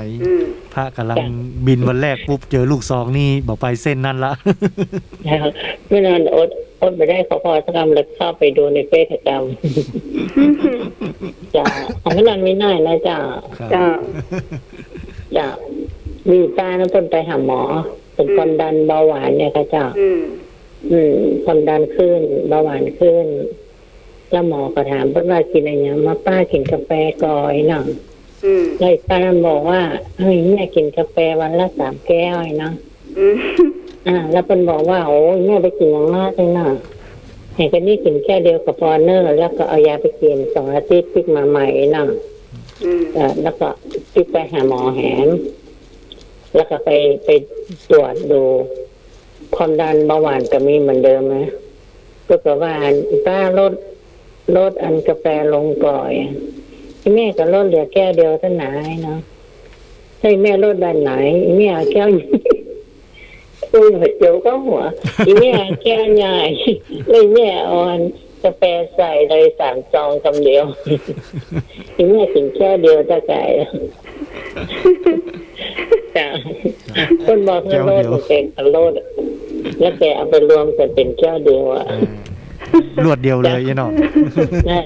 ง่ายกว่าเนาะ จ้าไม่นอนกระทั่งบัตรโลกเจ้าจะลุกอันตู้จะลุกหล่นเจ้าแต่ไม่นอน ไหว้สาท่านทุกคนเลยนะเจ้าทุกท่านเลยนะเจ้า ครับแม่นงครับ สวัสดีน้องใหม่แต่นะเจ้าธรรมะใส่เกียรติทุกคนเลยเนาะ ครับ เจ้า คนผู้ไม่น่าจะได้ลูกเจ้าเจ้าน้องใหม่จะไปวาดอยู่ เอา จ้า ดีครับ เจ้าดีเจ้า เจ้าขอบคุณแม่นวล ขอบ จั คุ น ณ ได้ แม่นวลมากเลยครับพอดีเห็นแม่นวลเล่าเกี่ยวกับเรื่องไปโรงพยาบาลเดียวจะเล่าสักเรื่องพ่อง มีพยาบาลกับคนไข้อู้กันนะครับ แล้วก็มีหมอไปตัวยเนาะปกติอย่างเวลาไปโรงพยาบาลเพื่อจะมีเพราะว่าเดินวอร์ดเนาะ อืม มีพยาบาลก็จะเดินตัวยหมอเนาะก็เดินไปดีถามอาการคนไข้ทีละเตียงเนาะทีนี้มันก็จะมีวันหนึ่งนะบ่เจ้คงบ่เจ้โรงพยาบาลสวนดอกหรือว่าโรงพยาบาลปังแงะนะครับ โรงพยาบาลแห่งหนึ่งใช้คำว่าโรงพยาบาลแห่งหนึ่งเนาะพยาบาลพยาบาลก็เดินไปกับหมอเนาะพยาบาลก็ถามคนไข้เนาะเป็นอะไรมาคะคนไข้ก็บอกเป็นคนที่แอบปลื้มพยาบาลครับเนี่ยหัวเราะเห็นนะคนไข้นี่กับธรรมดาเนอะใช่พระสมัครหรือเปล่าไม่ใช่เนาะ นะทีนี้พยาบาลก็เริ่มโอเคไม่เป็นไรอดเอาเนาะพยาบาลก็ถามต่อนะครับ น้ำหนักเท่าไหร่คะคนไข้คนเดิมก็บอก น้ำหนักตัวไม่เท่าไหร่ แต่น้ำหนักใจเต็มเปี่ยมครับ นี่ธรรมดาบอกว่าเป็นคนที่ไหน คนบ้านพระสมัครหรือเปล่าไม่ใช่นะบัธรรมดานะคนไข้คนนี้นะพยาบาลก็ยังใจเย็นอยู่นะครับ ถามต่อวัดความดันนะคะคนไข้คนเดิมก็บอก ความดันไม่มาก แต่ความรักนะมากมายอีล่อมาธรรมดานะครับเนาะทีนี้คนไข้ก็เหลียวไปหันหมอนะครับ ก็เลยถามหมอว่าคนไข้นะครับถามหมออ้าวแล้วคุณหมอเป็นแล้วครับหน้าเครียดๆหมอตอบว่าไงรู้เปล่าครับ เป็นผัวพยาบาลคนเนี้ยครับผม นะครับเล่นไข่มาเล่นก็ฝากไว้นะครับคนไข้คนนั้นก็ตอนนี้ก็เสียชีวิตไปแล้วนะครับ เสียชีวิตไปแล้วนะครับ หมอลงความเห็นว่าไม่หายใจโดยฉับพลันนะครับช่วงไหนก็ไม่รู้นะครับ ตั้งยาตายเรียบร้อย เล่นไข่มาเล่นแฟนพยาบาลนะนี่เป็นมุกขำๆนะครับ ขี้ค้านหายใจ ขี้ข้านหายใจนะครับ จ้า หมอบอกคงไม่เป็นไรมากนะครับ โอเคเนาะทีนี้ผมอยากจะอาจจะบัตลกนะครับ แต่อยากจะลองทายปัญหาเอาพระสมัครก็ได้นะครับเนาะขำๆดูนะครับเคยได้ยินไหมสำนวนรู้จักบูลิมเลยพระสมัครรู้จักบูลิมหรือเปล่ารู้จักบูลิมเหรอพี่ใหม่รู้จักครับบูลิม คืออย่าง บูลิมก็จะเป็นเขาเรียกว่าไงสำนักบูลิมอย่างหนังจีนสมัยตะกอนนะครับจะเป็นเหมือนกับสำนักฝึกวิทยายุทธ สำนักฝึกวิทยายุทธของคนจีนสมัยก่อนนิยายนะครับก็จะมีเนาะทีนี้เขาบอกมันจะมีสำนวน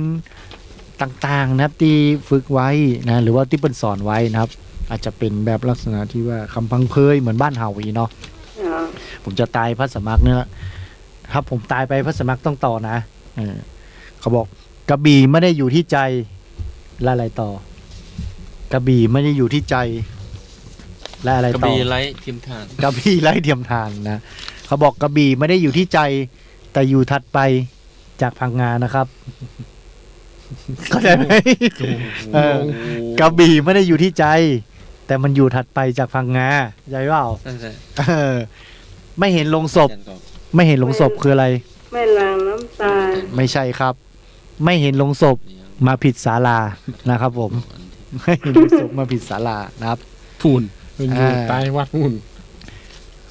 พระดีชั่วอยู่ที่ตัวทำสูงต่ำอยู่ที่ใคร ทำตัว สูงต่ำอยู่ที่เจ้ามือครับพระสมัครรู้มาก่อนหัวเราะตกเก้าอี้ไปแล้ว เป็นเจ้ามือไฮโล เป็นเจ้ามือไฮโลนะตะกี้เป็นสำนวนบูลิมนะครับ ทีนี้เป็นสำนวนของวัดไฟหินพ่องนะอันนี้แต่งสดๆเลยใช่ไหมเนาะสำนวนจากวัดไฟหินนะครับเขาเขียนไว้นะครับคนเขียนไว้เนาะผู้หญิงนะครับอุบาสิกาเนาะอุบาสิกาคนจะรู้ไว้นะครับ อันนี้พระสมัครแต่งเองเลยนะครับสุภาษิตนะคำกลอนเนาะเลิกบ่นเลิกด่าผัวก็รักนะครับเลิกถามเลิกซักยิ่งรักใหญ่นะเลิกช้อปปิ้งสุรุ่ยสุร่ายผัวพอใจนะหากเป็นไปได้เลิกหายใจผัวมีเฮนะครับ นะอันนี้แต่งให้ผู้หญิงนะแต่งให้ผู้หญิงนะครับผู้หญิงรู้ไว้ซะนะครับทีนี้ มีผู้หญิงแล้วก็ต้องมีผู้ชายนะผู้ชายนะครับพระสมมาก็แต่งกรไว้เหมือนกันนะผู้ชายพึงรู้ไว้นะเลิกเหล้าเลิกเบียร์เมียก็รักนะครับเลิกกิ๊กเลิกกักเมียรักใหญ่นะเลิกพนันหวยม้าเมียพอใจแต่ถ้าเลิกหายใจวันไหนเมียชัยโยนะครับผม อันนี้พระสมัครแต่งไว้นะครับเนาะไม่ได้แต่งแล้วเขียนไว้ที่ห้องน้ำอยู่เห็นอยู่ชัยโยนี่ก็อย่างจะได้นั่นกันได้การประกันนะได้สมาชิกได้การสมาชิกถึงกี่โมงหมดแล้วเหรอเจียนะเจียหมดหรือยังอีกสักเรื่องเนาะส่งท้ายอีกสักเรื่องเนาะก็ยังวนเวียนอยู่ที่โรงพยาบาลอยู่นะครับโรงพยาบาลแห่งหนึ่งนะเขาบอกว่าที่โรงพยาบาลแห่งหนึ่งนะครับตอนใกล้เตียงเนาะคนไข้10 คนนะครับมันก็มานั่งรอหมอคนเดียวนะหมอก็เริ่มหิวข้าวละนะครับหมอก็อู้กับพยาบาลนะครับหมอก็ห้องพยาบาลนะใครมาหาหมอเนี่ยถอดเสื้อผ้ารอบนเตียงทั้งหมดเลยนะหมอหิวข้าวละหมอจะตรวจรวดเดียวนะพยาบาลก็บอกอ๋อค่าได้ค่าพยาบาลก็เอิ้นไปคนไข้ถึง10 คนนะคนไหนมาหาหมอถอดเสื้อผ้าขึ้นเตียงรอเลยนะครับเนาะทั้งหมดก็ถอดเสื้อผ้านะครับก็ขึ้นรอบนเตียงนะครับเสร็จแล้วหมอก็เริ่มตรวจตั้งแต่เตียงแรกนะครับไปจนเตียงที่10นะทีนี้พอถึงเตียงที่9นะครับคนไข้ก็จมเนาะหมอผีบ้าเนี่ยหาปวดเขี้ยวคือหาถอดเสื้อนี่หยังนี่นะจมกันนะหาปวดเขี้ยวคือถอดเสื้อหยังนะทีนี้มันก็หันไปอู้เตียง10ก็บอกว่าคิงยังดีกับคิงปวดเขี้ยวหามาเก็บค่าไฟ หาอย่างนี้ถอดเสื้ออยู่ นะกลายเป็นว่าฟังหมูกำเปิ้นคือถอดเสื้อกับถอดเสื้อหมดนะครับเนาะนะครับนี่ก็ส่งท้ายกับเล่าเรื่องปะเกียนะครับเนาะก็ตลกบ้างเนาะหน่วยมีทางบ้านก็ทางบ้านมีก็อาจจะตลกกว่าของพี่นานก็ได้ หรือว่าของพระสมัครก็ได้นะครับแลกเปลี่ยนกันเอาไปเล่าสู่กันฟังเนาะมีก็ไอ้หน่วยนี่ก็วันนี้ผู้ฟังเงียบๆนะหลับไปแล้วหมูนะทางเงียบหลับเงียบมีใครเข้ามาร่วมเล่าเรื่องตลกมาแล้วสวัสดีครับครับผมครับออกสักหน่อยนะครับเอาเลยครับผมจัดเต็มเลยเต็มใจนะเก็บเข้าไฟด่ะ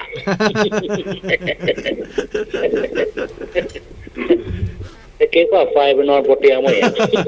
พยาบาลหรอใครมาหาหมอ10 คนนอนบนเตียงแก้ผ้านอนบนเตียงหมดอันนั้นก็ให้สะดุ้งเนาะมันใจคนบ้านอ้ายเนาะ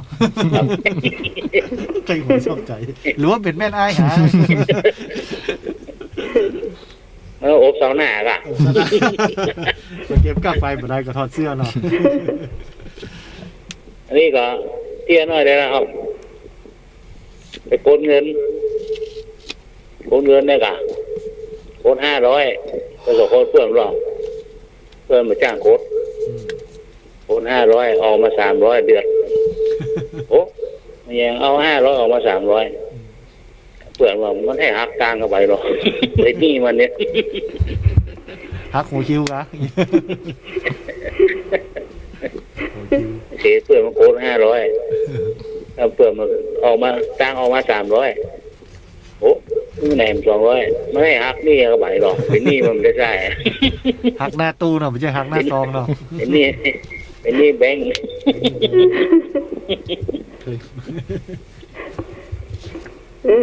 ไปก้อนไหนตู้ไหนมาบอก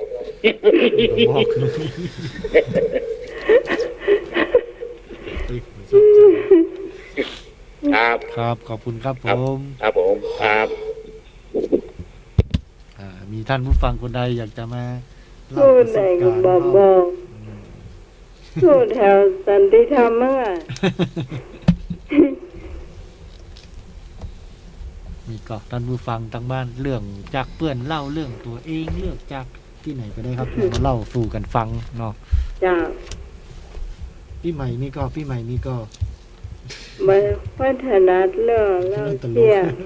แต่คนที่เก่งที่สุดนี่นะเดี๋ยวจะได้เจอตัววันที่12วันนั้นจะเก่งมาก เราเจียโอ้ไปตัวให้หัวไปตัวนี่ ให้หัวนำไปก่อน จา นะ นเลยเนี่ยจ้ะถ้ามันมีใครเล่าเจ้าเขาก็จะทำบรรทายอ่ะอ้อนอ เข้าไปสู่ช่วงต่อไปเนาะครับ เจ้าไอ้ยังอ้อหรือว่า หลวงพี่ อะไรเอ่ย อะไรเอ่ยนะครับ อ๋อเอาให้นึกมาสักกรรมเหรอจุด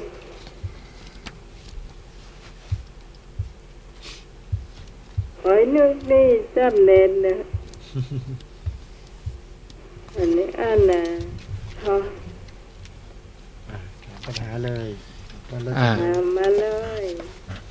คำถามแรกเนาะ เจ้า เฮ็ดไอ้หยังพี่น้องมาหลาย เฮ็ดไอ้ยัง เฮ็ดไอ้หยังกินแล้วพี่น้องมาหลาย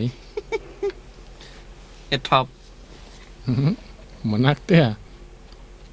ยังเก่งกับ2 คนมันถึง เฮ็ดโคน เห็ดไข่ เห็ดไข่ห่าน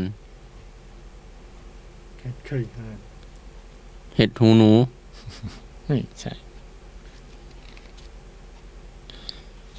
คือเห็ดเนี่ยเอาแปลเป็นไทยนะต้องมาแปลไทยเป็นไทยให้มันเนาะก็คือว่าเห็ดนี้ถ้ารับประทานเข้าไปแล้วเนี่ยญาติพี่น้องจะมาหาเยอะเลย เป็นเห็ดเรียกญาติ เห็ดลม ไม่ใช่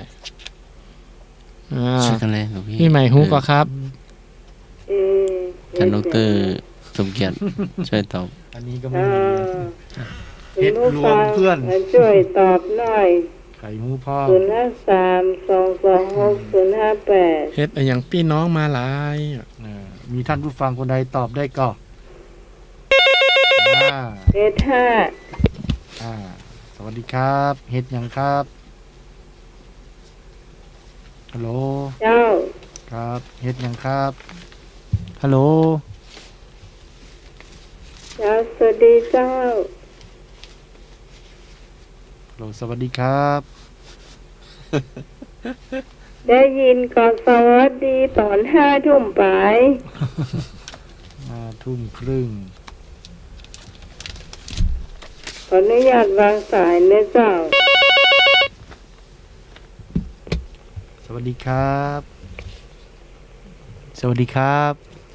น้องไม้ เจ้า เฮ็ดเบื่อ เฮ็ดเบื่อ เฮ็ดเบื่อ ถูกก็ ถูกต้องเห็ดพิษเห็ดเบื่อก็คือเห็ดพิษกินปุ๊บนี่พี่น้องมันถึงมาหลายแล้ว2 ทุ่มมาถึงกุศลาธรรมามึงเต็มศาลา เจ้า ถูกแล้วเนาะ ถูกต้อง ต้อง ดาว ไม่แดงลายบ่เนี่ยเจ้า จังเลย เฮ็ดเบื่อแต่เนาะเนาะ ถ้ากินปุ๊บนี่มันถึงคืนแรกมันถึงกุศลาธรรมาเต็มศาลา ตายเลย มีใครทำก็ทายปัญหาสุภาษิตได้ก่อน สุภาษิต ข้าเป็นเครือไหนนึกนาเก่งนะ สุภาษิตไทยนี่เคยได้ยินก่อนเห็นอะไรนะ เห็นช้างขี้ไม่ใช่ละวัวหาย แจ้งความกะ วัวหายภาพเมื่อชนบอกว่าแจ้งความว่าท่านผู้ชมว่าไงครับวัวหายต้องทำยังไง สุภาษิตไทยปีใหม่เมื่อก่อนวัวหาย น้องพ่อ ล้อมคอกวัวหายเพิ่นบอกว่า แจ้งอบตอยู่ว่ะ วัวหายแจ้งอบตน้ำขึ้นแล้วครับพี่ไหมน้ำขึ้น น้ำขึ้น น้ำขึ้น สุภาษิตไทย น้ำขึ้น น้ำขึ้นรีบตักบ่ได้อะ น้ำขึ้น ขนของหนีมันบอก โอ้ นี่มันเป็นน้ำท่วมเลย อะไรอย่างบอก น้ำลงเหรอ น้ำลงแล้วอ่ะท่านราชนุนถามน้ำลงแล้วอ่ะ น้ำลงก็จะไปเก็บหอย เรียบร้อย น้ำลงกับโขนครัวปิก ลงขนครัวปีกกล่าวอ่ะไม่ได้ครัวก็หายกล่าวอ่ะเข็นโคกแล้วครับ เข็นโคกเหรอ สุภาษิตเข็นโคก เข ข็นคก สุภาษิตไทยเข็นโคกอะไรพระสมัครสุภาษิต เขา พี่ใหม่บอกเข็นโคกขึ้นภูเขาอ่ะพระสมัครว่าอย่างเข็นโคกตามด้วยอะไร สุภาษิตไทย เข็นโคก ตำพริก ตำพริก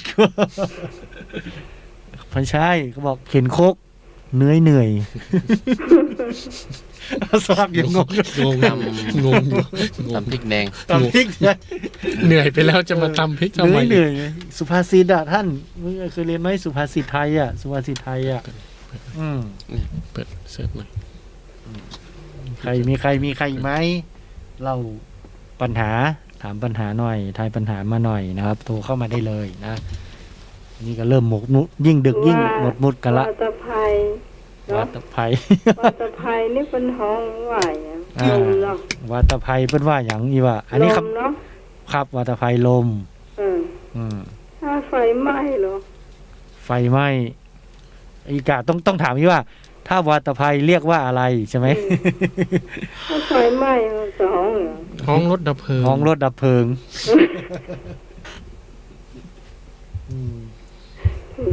ถูกต้อง ถูกต้อง ถูกต้ม ถูกต้อง ถูกต้อง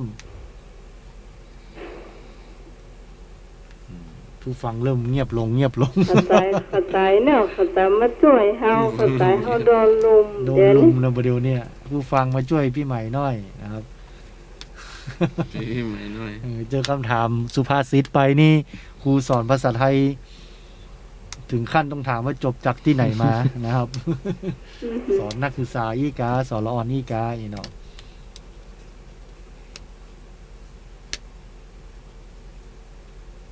ได้ท่านสมัครถามเลย ท่านสมัครถามหน่อย ท่านสมัครถามหน่อย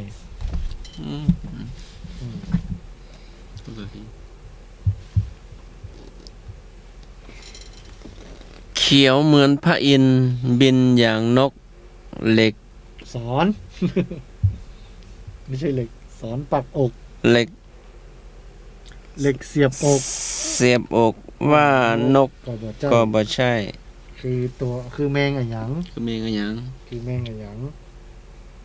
อะไรนะ คือเมงอะหยัง ง่ายนะอันนี้ง่ายอยู่นะ เขียวเหมือนพระอินทร์ เชียวเหมือนพระเอ็นเหล็กเสียบอกนกก็บ่ใช่ ตัวมันใหญ่ว่าน้อย ตัวมันใหญ่ว่าน้อย ไม่เกินฝ่ามือบักเกินฝ่ามือครับ เกินฝ่ามือ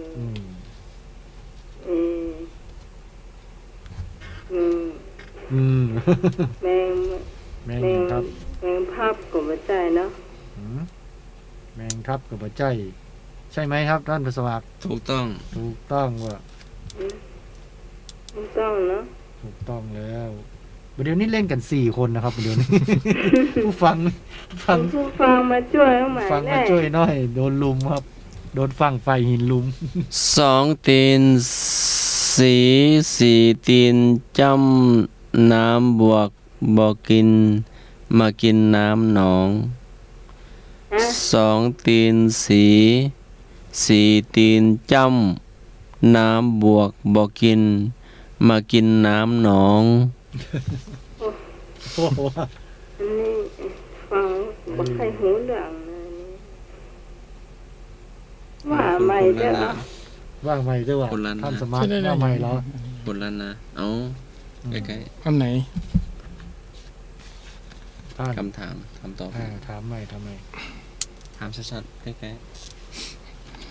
อ๋อ อันนี้ของที่อาจารย์สมัครไง2 ตีนสี4 ตีนจ้ำ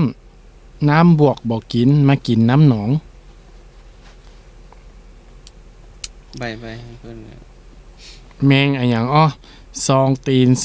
4 ตีนจ้ำน้ำบวกบ่กินมากินน้ำหนอง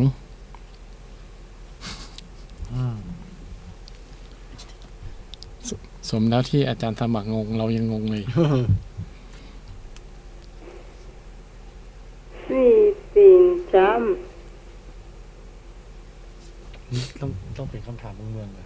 ำคุณผู้ฟังตอบได้ตอบมาเลยเจ้า นั่นเหรออะไรก็ได้ใช่ไหมกวนๆก็ได้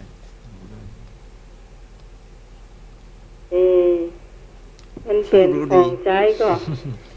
มันเป็นแมงครับ ฮะ แมงช มัน นิด เป็น หนึ่ง แมง คล้ายๆแมงวัน เป็นแมงเมาะ เป็นแมงเห็นหมก มีตัวเดียวอะนะมันมีตัวเดียวมันมีตัวเดียว แมงอย่างมีตัวเดียวท่านสมองแค่หัววะ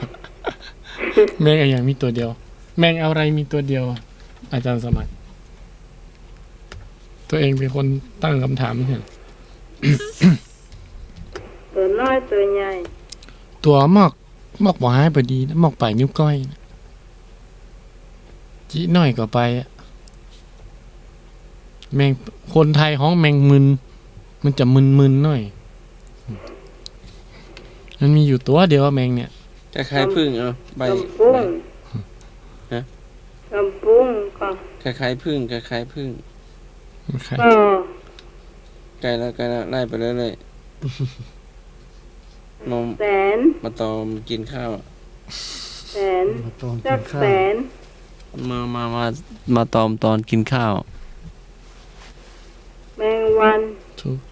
ถูกต้อง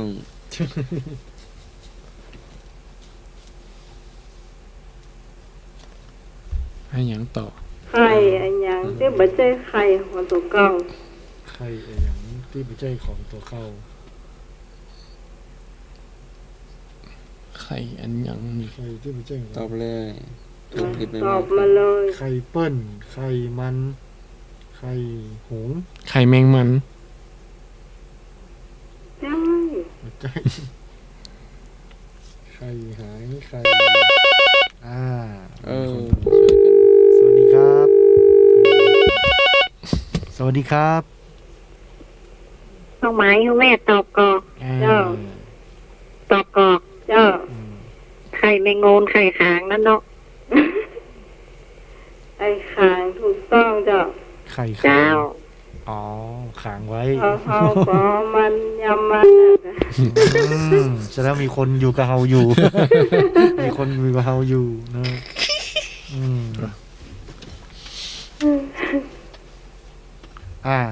ถามหน่อย ถามห้องกัน เปิ้นบอกว่า วันมาฆบูชา พระอะหยังมาบ่ได้ วันมาฆบูชา พระอะหยังมาบ่ได้นะครับพระอะไรครับ วันมาฆบูชา พระอะไรมาไม่ได้พระราชนนท์ พระราชนนท์ไม่มานะครับ ก็มานี่เรานั่งกกดกอยู่ พี่ นี่ ใหม่ นะ เหรอพี่ใหม่เหรอ วันมาฆบูชา พระอะไรมาไม่ได้ วันมาฆบูชานะครับ พระอะไรไม่ได้มานะครับ ผู้ชมทางบ้านใครตอบได้พ้อง มาค่ะเหรอ พระอะไรมาไม่ได้นะครับมีคนตอบมานะครับ ครับผม ครับ เจ้า สวัสดีครับ ถ้ามาได้รถยางหัว รถยางหัวครับเอาพอดีว่าเตลมาก็ได้กันนะครับ ผม เจอใครหัวชอบใจ มีใครตอบได้แหมพ้องก็ วันมาฆบูชา พระอะไรมาไม่ได้นะครับ สู้ก่อนสู้แหมกับต่อมีใครตอบได้พ้อง ย้อมยาง เขาบอกว่าวันมาฆบูชา พระอะหยังมาบ่ได้ผ้าหมายครับ ผ้าหมาย รู้เปล่าทำไมถึงเป็นผ้าหมาย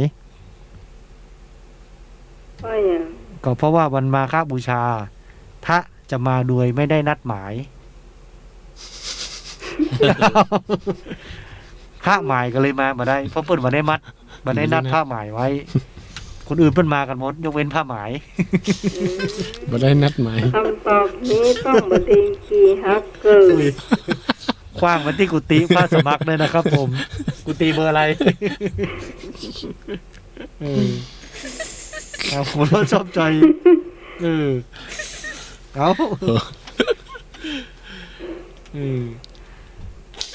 เอา เอาจริง สันสมัครรู้ละ มีคนตอบมาสวัสดีครับผม เจ้า อะไรอย่างอ้อ อย่างอ๋อ ซีหูปากเดียว สี่หูปากเดียวมุ้งครับใครหัวชอบใจผิดไหมก่อนครับ ครับ ครับผม เส้นมุ้งเหรอ อย่าง ซ ซุปอย่าง ซุปเยอะยอมแพ้เลยซุปนี่ สี่มุมสี่แจง2 มุม สี่แจง2 มุมวันนั้นตายแล้วเนี่ยกับนี้นี่อย่างนะ ภาษาภาษา สี่แจง2 มุมอย่างก็ที่อู้วันนั้นอ่ะ ลืมไปละ ใจวันนั้นปีตอบ แม่นสี่แจง2 มุมอย่างนะติดแล้วเองเนี่ยลืมไปละสี่แจง2 มุม วันนั้นคนหนองบัวตายมา สี่แจง2 มุมก็แล้วปัญหาอยู่ผมจำได้อยู่แต่ว่า ลืมไปแล้วบนเฉลยไว้ไหน สูทอน สูตร ไปโน่นแล้วสี่สวัสดีครับ เจ้าคนตอบแล้วกันน้องใหม่ เวทีมวย เวทีมวยสี่แจง2 มุมเวทีมวยมวย เวทีมวยว่ะฮันดอจำได้นะ เดี๋ยวผมจะทำคืนเนอะ เจ้าห้ามตอบเนอะเจ้าอันเก่าๆแม่มาถามเนอะ มา ได้เวลาเอามาใจเป็นสีแดง ถ้าใจแล้วสีด ไม่ขีด แปมโซ่ ไม่ขีดแม่นก็ครับกับไฟแม่นก็แม่นก็แม่นก็ครับ แม่งก็ครับ ำเจ้า เจ้า ตอนนี้กำลังลุมเราเดี๋ยวผมจะทำ อันยังอ้อเดี๋ยวอันตุลาชนนท์จะถามอันยังอ้อตังนอกสีเหลืองสดใสตังในเป็นฝอย น้ำตาไหลย้อย หัวแดงปึ้งลึงทวนคำถามเนาะ เงาะ ตังนอก เงาะวะ มาใช่ที่ ใช่ครับ ตังนอกสีเหลืองสดใสตังในมีฝอย น้ำตาไหลย้อย หัวมันตึงแดงปึ้งลึง ไข่ ใครคำถามไง ไข่ไก่ ไข่ไม่ใช่ ไข่มันมีฝอยที่ไหนข้างในไม่มี ไอตอบได้ก่อนไอที่โตมาเนี่ย อ๋อแล้วมีคนผู้ฟั มัน ง มีคน ครับ บาดหัวเนนน้อย พระสมัครใส่หัวครับ ตอบว่าใดครับผมที่พระราชนนท์ถาม เจ้าตอบว่าได้ เลย ตอบเลยครับผมอ้าวแพ้บายไปละ วางสายฮัลโหล ยังอยู่เปิดขยับอยู่ ได้ล้ำเหลือเนี่ย กำลังลุ้นคำตอบขนาดนะ ข้างนอกสีเหลืองสดใส ข้างในเป็นฝอย น้ำตาไหลย้อย หัวแดงปึ้งลึง หัวมันแดงด้วย ครับ หัวมันแดงปึ้งลึง ถ้าน้ำตามันไหลนะ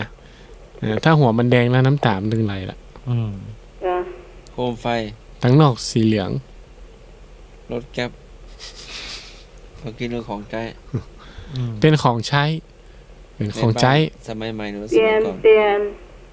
เตียนว่ะ สมัยก่อนหรือสมั เตี ย ยน ใหม่ ไข่ครับ เตียน ถูก ไข่ ต้อง อ่า เตียนเข้าพรรษานั่นแหละ เตียนเข้าพรรษาครับ ทั้งนอกสีเหลืองทั้งในมันเป็นฝอยกับไส้เตียนมัน จ้ะ น้ำตาไหลย้อยก็คือเวลาเขาจุดแล้วน้ำตาเตียนมันไหล หัวแดงปึ้งลึงก็คือมันเป็นไฟลุกวับนั่นน่ะ เจ้า เป็นระหว่างเทียนนะครับ เตียน แสดงว่าผู้ฟังอยู่กับเราอยู่กำลังลุ้นคำถามกันทั้งนั้นเริ่มโทรมา อันจะถามไม่พ้องเนอร์นกอย่างบะเก่งครับ นกอย่างบะเก่ง นกยามมาเก่ง นกปึก นกปึกนกปึก หัวขี้เลื่อย นกหูขี้เลื่อยวะนกอย่างบะเก่งเชื่อว่าต้องมีคนตอบได้แน่นอน คนไหนตอบได้โทรเข้ามาเลยครับ นกอย่างบะเก่งเลย นกสอบตุก นกสอบทุก นกนางแอน ครับผม ครับผม ครับ แล้วคุยแล้วก็ นกหวีดผิดครับผม ฮะ ผิดครับ นกอย่างบะเก่งเล ผิดเหรอ ยครับ มันบะเก่งเลย อ๋อน กตัวเนี้ย ครับ บะเก่งเลย นกกระจอก ตอบไม่เนาะ เอ้าจะถูกแล้วไง เอ้าตอบถูกขี้มูกย้อย เป็นโควิดหรือเปล่าเนี่ยหัวเราะนะครับป้าสมัครตอบแล้วนะครับ นกบะเก่งกับนกกระจอกนะครับรู้ชอบใจถามไม่ พี่ตอบว่านกสอบตุก นกสอบตกว่ะ นกกระจอก ถามหน่อยพระสมัครเดินผ่านคอนโดหลังมอเนี่ย ในคอนโดมีอะไรเวลาเดินบิณฑบาตอะเดินผ่านหน้าคอนโดอะคอนโดมีอะไรทางบ้านก็ตอบได้นะครับถ้าคิดว่าตอบถูก ในคอนโดมีอะไร ส เสาคอนโด มีเสาไม่ใช่ คานคอนโด ไม่ใช่ กระไดคอนโด ไม่ใช่ ในคอนโดมีอะไร ลิฟต์ ไม่ใช่ คอนโด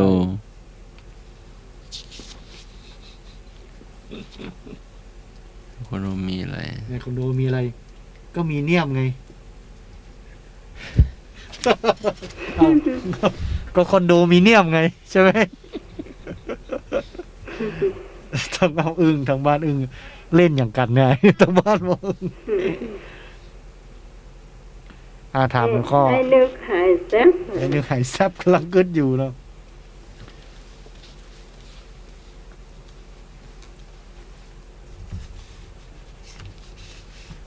ถามได้เลย ถามได้เลย มีใครบ้างก็กึดใจได้ถามมาได้เลย อยู่กัน แม่ แฮ แด ม งแม่แดงถามเลย นี่ก็ เจ้า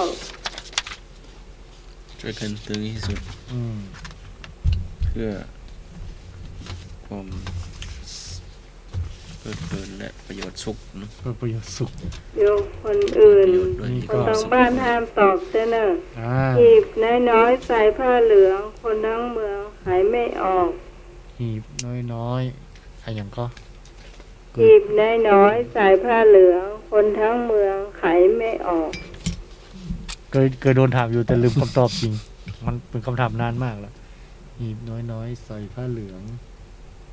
คนทั้งเมืองไขไม่ได้ ไม่ใช่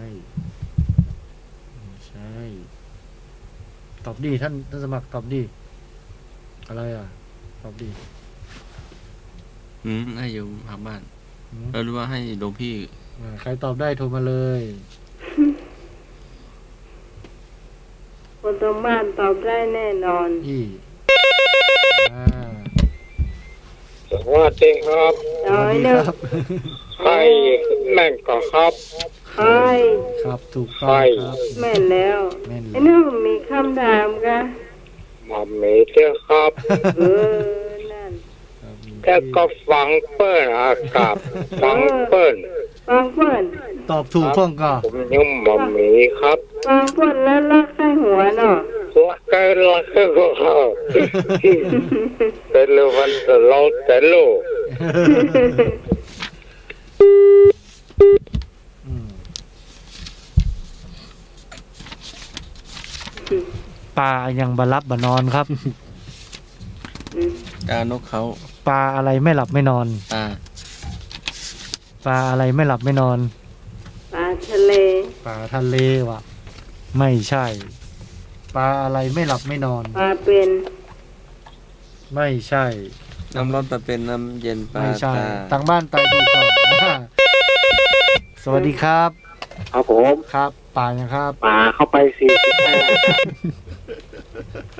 ปลาเข้าไป45 ปลาว่าไป45ยังบ่หลับบ่นอนเตื้ออีหนอ ขอค่าผมมาเตื้อโอ้นะที่ผมเดานะครับ ปลามันมาถึงเที่ยงคืนมันรับมานอนเด้อเจ้า สวัสดีครับ ครับ ปลายังมารับมานอนครับ ปลาท่องโก ปลาท่องโกวะ หัวใจครับ ปลาอะไรไม่หลับไม่นอน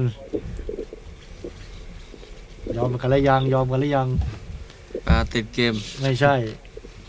ปรากฏว่าเป็นพวกเราเนี่ยแหละ ไม่หลับไม่นอนเนี่ยปรากฏว่าเป็นพวกเราเนี่ยแหละไม่หลับไม่นอน ก็มารับมานอนมาถึงเที่ยงคืนเจ้าหล มาง ถึงเที่ยงคืนอืม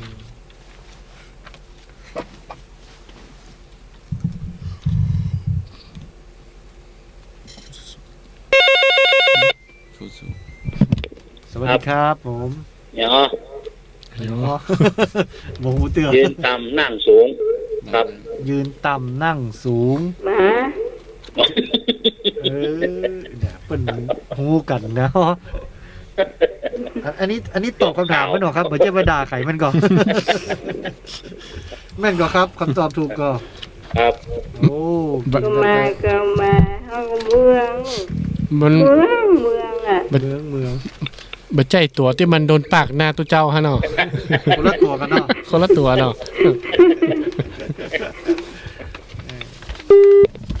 ผมถามหน่อย จ้า ป้าท้องว่า อะไรเอ่ยนะครับทำเพื่อวัดอย่างเดียวเลยนะครับ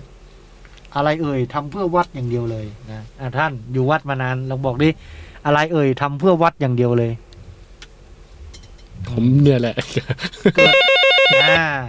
ครับผม ครับผม ครับ ช่างซักผ้า ช่างตัดผ้านะครับ ผม ทำมาเพื่อวัดอย่างเดียวนะครับ จระเม็ด จะ รับเม็ดแล้วก็อันตีวัด เก้า นะครับ ถูกต้มครับผม คืบ คือไปเลย ไม้บรรทัดตลับเมตรอย่างได้หมดเลยนะครับ เวลาไปวัดเอาอย่างไปพ่องเจาะ เวลาไปวัดก็ตลับเมตรไป ไม้บรรทัดไป ถูกจ้ะ มาดูเตื้อ เอา สังฆทาน ถูกใจ ใจเวลาเอาไปวัดเอาอย่างไปตัว เอาตะกร้าน้ำหมัก ตะกร้าน้ำ ใจ มันใจละ คำถามนี้เคยถามแล้ว ผมมาบัตรซันเนอร์ พอสมัครต้องตอบได้เนอร์เวลาไปวัดเอาอย่างไป เวลาไปวัดเอาอย่างไป เคยถามแล้ว เก่งโห เก่งโห จะกินข้าวอย่างเดียว เวลาไปวัดเอาอย่างไปเนาะ แล้วเอายามองทาตาอย่าง ไม่ได้นะ ตอบได้เนอะไม่แดงก็ตอบได้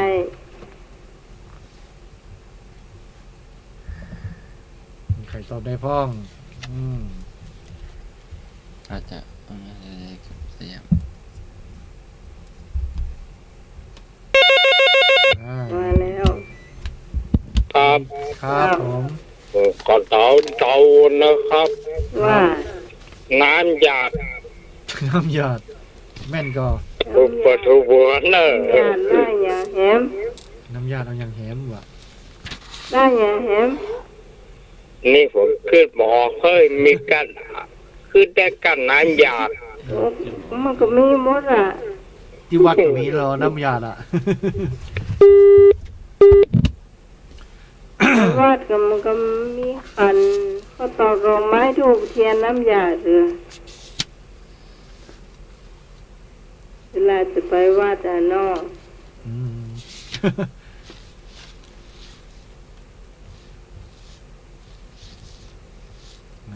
มีใครจะทำเห็นก็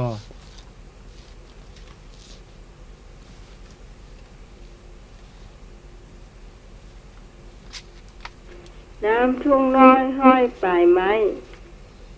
น้ำทุ่งน้อยห้อยไปไหมคนขึ้นลำไย อะไรจะฟ้อนอะไรท่าน ต้นตาลมะพร้าว ฮะ มะพร้าว ถูกต้อง หลวงพ่อสมัคร บอกใบเข้ามานิมิตให้เห็น สวัสดีครับ ครับ ไปวัดได้อะไร ไปวัดได้อะไร เข้าวัดได้อะไร เข้าวัดได้อะไร เข้าวัดได้อะไร ท่านเข้าวัดได้อะไร ครับ เข้าวัดได้อะไร ก็ได้สามา ได้เกือกแตะ ข้าวต้มมัด ได้เกือกแตะ ได้สามาสาเป่า มาวัดไล่ขบ มาครบหลานกับเจ้านี่เนอะใช่นะ มาวัดได้อะไร เข้าวัดได้อะไรวะ ได้ฟังธรรม ก็หนูชอบใจ ได้หลายอย่างเนาะ ได้สามา ได้ไปวัด ได้เกือกแตะ ได้ ได้ฟังเทศน์ได้รักษาศีล ครับ ได้ใส่บาตรได้กวาดวัด ครับ ฟังเทศน์แล้วได้ยังไง ฟังธรรม ฟังเทศน์เราได้ข้าวต้มมัด ข้าวต้มมัดนั้นท่านสมาให้หน่อยอะ แม่น ได้ยิ้มได้ ฟังเทศน์ฟังธรรม ครับ ครับ ได้ไหว้พระเจ้า พระเจ้า อย่าแหวหนึ่ง ครั้งสุดท้ายอันสุดท้าย สวัสดีครับ บทก่อน ครับ เจ้าเจ้า ไอ้นุยไอ้นุยนี่ไหนอ่ะ ทดสอบ วางไปแล้วกั ไป น แล้วครับ วางไปแล้วกะ หลุดไปแล้วครับหลุดไปแล้ว บอกไอ้นุยเนอะ อย่า ถ้าไปวัดก็ได้บุญแล้วไปแก่งอังเลมาแก่งโหตัวเนอะจ้าโห ครับขอบคุณครับ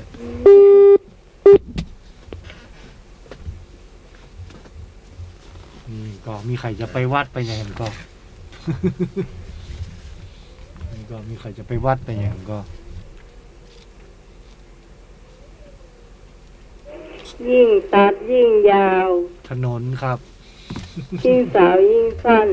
ยิ่งไอ้นะยิ่งสาวยิ่งสั้นยิ่งต่อยิ่งสั้นหรือเปล่า อืม บุรีไม่ใช่บุรี ไม่ใช่ เกวียน สาว เกวีย ยิ่ น งเศร้า เกวียน หืม เกวียน เกวียนวะ ไม่ใช่ รถไฟทางเดิน ไม่ใช่ อันแรกถูกแล้ว อันแรกถูกแล้ว ถนน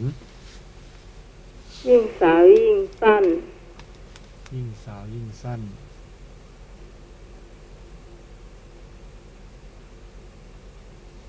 คุณผู้ฟังทางบ้านช่วยได้เนอะ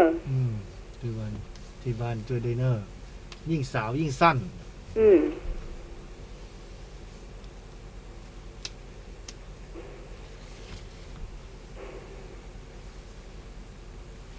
มีไหมมีที่บ้านตอบได้ไหม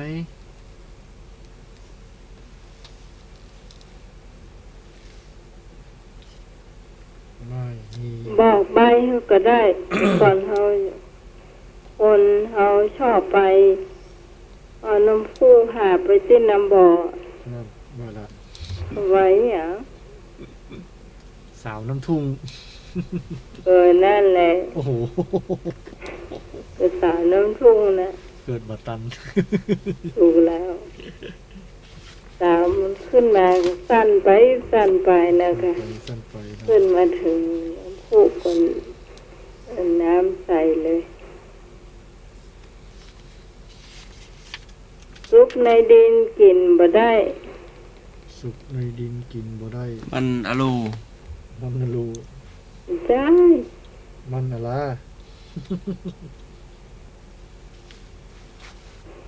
สุกในดินกินบ่ได้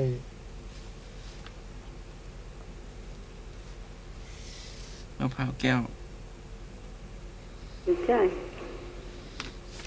ช่วยกันตอบจุดนี้กินไปได้ สวัสดีครับ เจ้า เจ้า ขมิ้นน้องไหน เจ้าถูกแล้ว ขมิ้น ถูกต้อง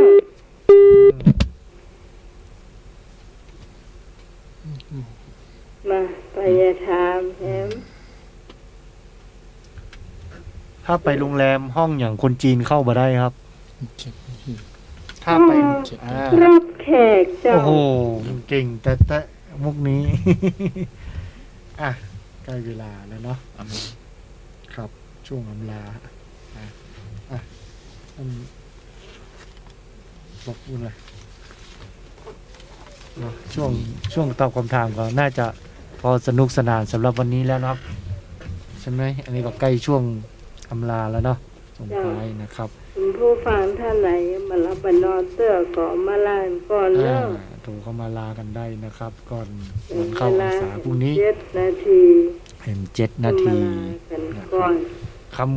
ำคมอย่างก็ได้ข้อคิดเตือนใจนะครับ ให้กับเพื่อนผู้ฟังในคลื่น เราก็มาต่อกัน อืม นะเจ้า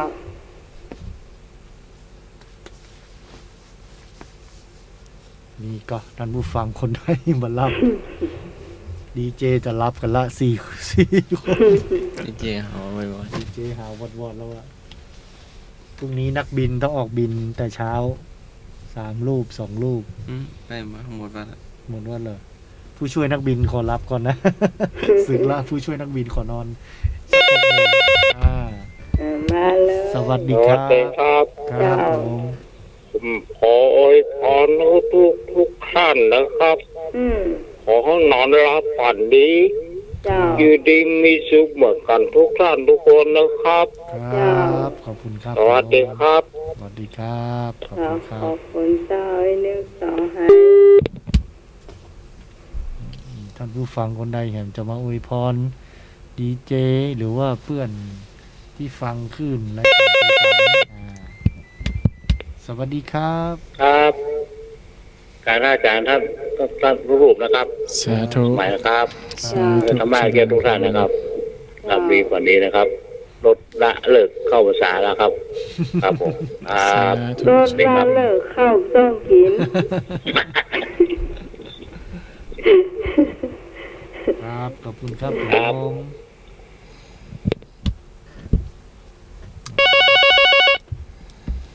สวัสดีครับ จะพิมพ์เอาตรงไหน นมัสการครับโปรแกรมบอลแท้ครับ สวัสดีครับ ขอให้พุทธศาสนิกชนทุกท่าน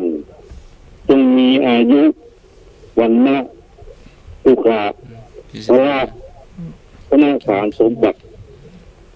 ครับนมัสการครับ สาธุเจริ ส ญ วัส พ ดี ร ครับขอบคุณครับ มีเถิมกอง เรียกแต่เจ้าบ่ ฟัง โยมอ่ะเจริญพรใส่ตู้เจ้าไปมันถูกเลย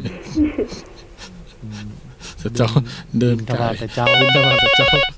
มาแถมหนึ่ง สวัสดีครับผ ท่านนะ ม น้องไม้ เจ้า ค่ำคืนนี้ ขอให้รับฝันดีเด้อ เจ้า กราบนมัสการพระอาจารย์ สา ทุกคนทุกองค์เนาะ สาธุเจริญพ ขอ ร บคุณ สา ครับผ ธุ ม เจ้า มีคำกรหน่อยหนึ่งได้ก่อ ได้ ยินดีครับยิน ละ ดี ได้ใจสะอาด วางได้ใจก็โล่งปรงได้ใจก็เย็น อภัยเป็นใจก็สงบเน้อ โอ้ สาธุ สุดยอดสุดยอด เจ้า มาก เจ้าเนาะมีเข็มกอ เล่นก็ มีเข้ามาเลยใกล้จะเที่ยงคืนแล้วเจ้าคุณผู้ฟัง อวยพรกันหน่อยนะครับ อีกสัก ละลาย 1 สายเนาะอีกสัก1 สายก็ได้ครับ มีก็ท่านผู้ฟังอวยพร ส่วน กัน ใหญ่ นะ นี่คนที่จะลานี่จะต้องนอนดึก นอน ดึก ดึก ขนาดเลย ดึกสงัดคือ ไม่ต้องใจกล้าเลยกล้าอู้ถ้ามามีก็เดินเจ้าแต่ละท่านแต่ละคน อาจาร นะ ย์สมัครเลยทำก่อนทำก่อนแล้วก็พระอาจารย์ครับ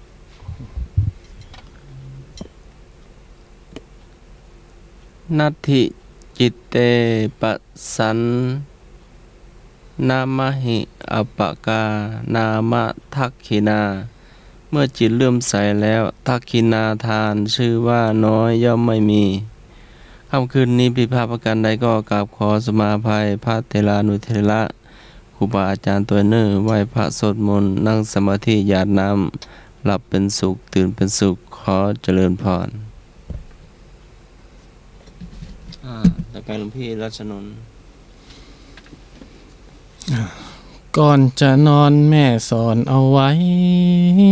คือเฮากราบไว้สวดมนต์ก่อนหนาไหว้รัตนพุทธสัทธาคุณพระธรรมาสังฆาท่านเจ้า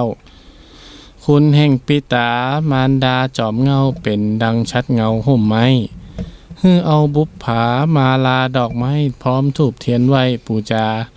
ขอให้คุณพระปกปักรักษาพ้นจากโรคาพยารอบด้าน บันดาลลาภผลให้คนในบ้านได้สุขสำราญข้ามเจ้าให้มีทรัพย์สินมั่งมูลตุนเต้าเงินทองไหลเข้ามาหอม ขอให้เฮานี้มีเนื้อตัวหอมไผ่หันกองงอมมาฮักมาเฝ้า สวดมนต์คาถาภาวนาเข้า เป็นสีแก่เฮาแน่ไซแต่จะให้ดีขอจินำไว้อย่าเอาแต่ไว้วิงวอน ควรยึดธรรมะกรรมพระเปิ้นสอนมาท่องก่อนนอนหายใจออกเข้าเพราะองค์สัมมาสัมพุทธเจ้าเปิ้นจากโลกเฮาไปแล้ว2,000 กว่าปีบ่มีคาดแคล้วไปสู่เมืองแก้วนิพพานบ่คืนมาละวัฏฏะสงสารคงจะบันดาลอย่างฮือบ่ได้เฮาต้องช่วยเฮาอย่าเอาแต่ไว้ต้องการสิ่งใดต้องยะปฏิบัติกันกู้วันกู้มือก็จะยะฮือสบาย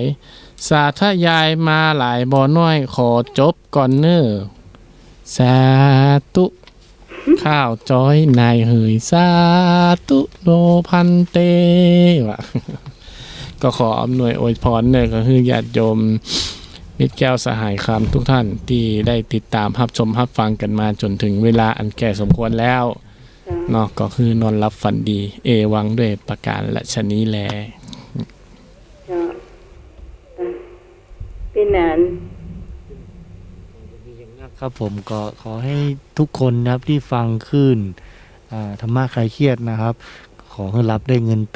หมื่นตื่นก็คือได้เงินแสนนะครับมีความสุขความเจริญทุกคนนะครับผมพรุ่งนี้ไปตักบาตรนะครับคิดสิ่งใดก็ขอให้สมนะครับใจปรารถนาทุกอย่างนะครับชีวิตเจริญร่ำรวยนะครับสวัสดีครับผมสำหรับค่ำคืนนี้ก็ต้องขอบคุณนะเจ้าท่านรัชนนท์พี่นางสมเกียรตินะเจ้าท่านสมัครขอบคุณพระอาจารย์พระครูสมุวิศวรวรกิจโจผู้อำนวยการสถานีผู้ควบคุมเสียงเลือกเพลงคุณผู้ฟังได้ฟังตัวสำหรับข้าเจ้าพิสมัยสุริโยดรเจ้าบ้านนอนตันตำบลเมืองแก้วอำเภอแม่ริมเจ้าเอาจะมาพบปะกันใหม่แต่วันพรุ่งนี้เจ้า3 ทุ่มถึงเที่ยงคืนสำหรับวันนี้ข้าเจ้าพร้อมทั้งทีมงานทั้งหมดทั้งมวลเจ้าลาคุณผู้ฟังไปก่อนขอบคุณส